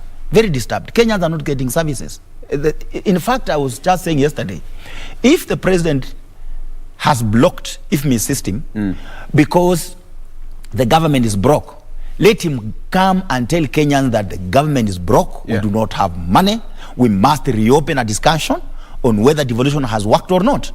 If it has worked, where has it succeeded? Where has it failed? What can we do with the failures? So that you don't devolve 85% of Kenyan workers, take them to the county governments, and they can't suffer. For example, we used to have mortgage, where you will pay 3% interest on the loan you are given to build a house and to do anything, or a loan to buy a car.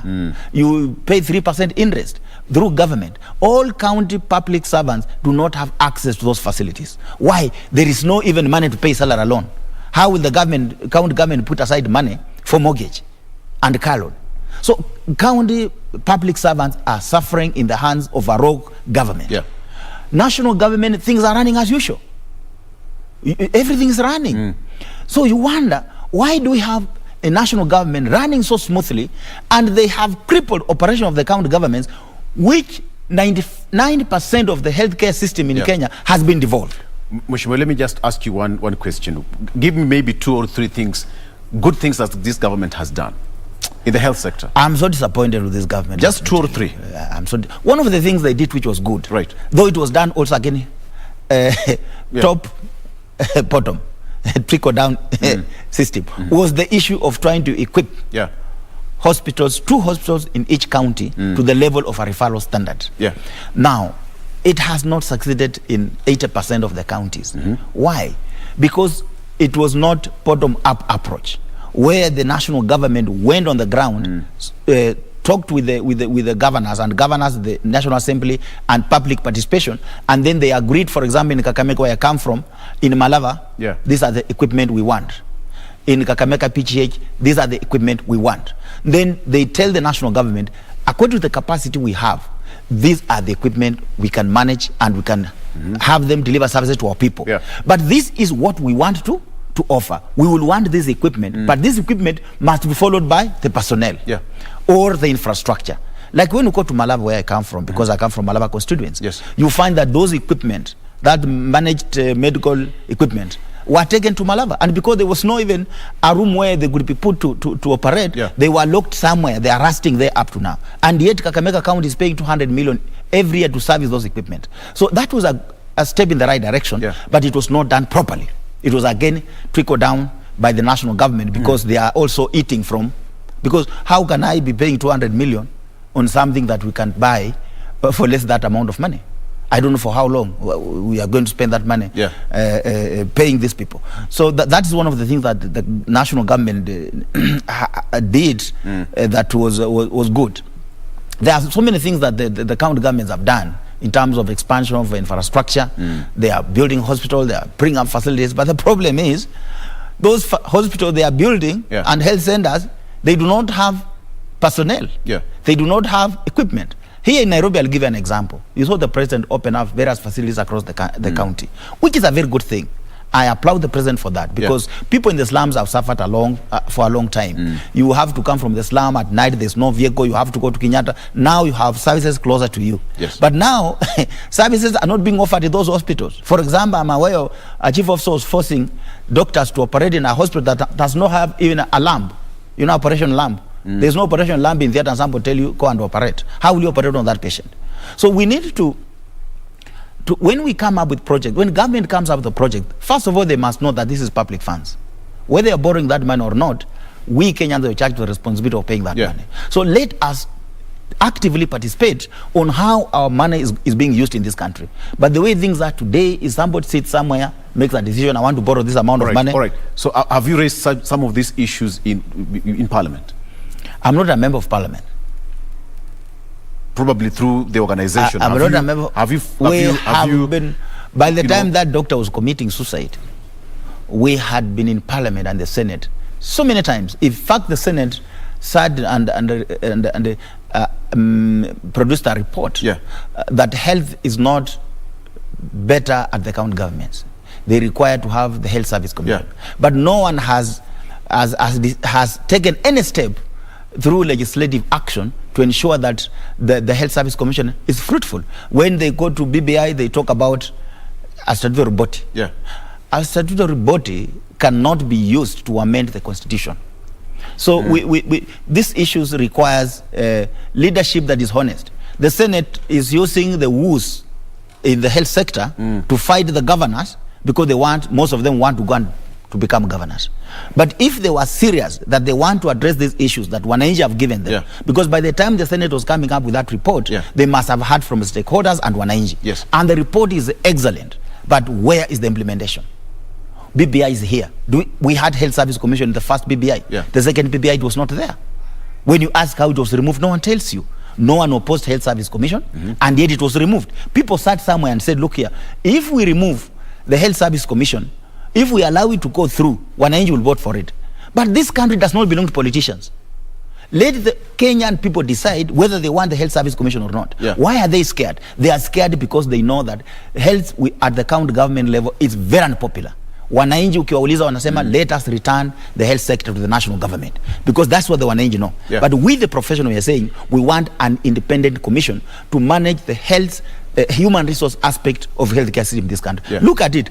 Only public servants in the counties, including health workers, have not been paid salary, and they are not accessing any other because the third-party deductions have not been affected. July salary has not been paid to all the counties apart from those that have met arrangements. Now the question is, why is it that we don't have a problem with the police? They get their salary on time. The army, the judiciary, the national government in general. Why is it that there is no problem with them getting salary on time?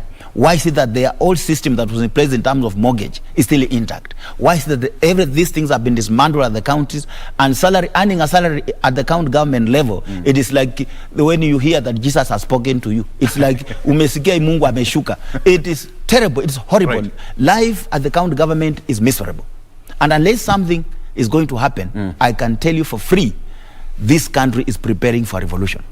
And the revolution is, we must take this country back to the people. Back to the people. Yes. Election is just 1 year away, and we are likely to see politicians crisscrossing this nation.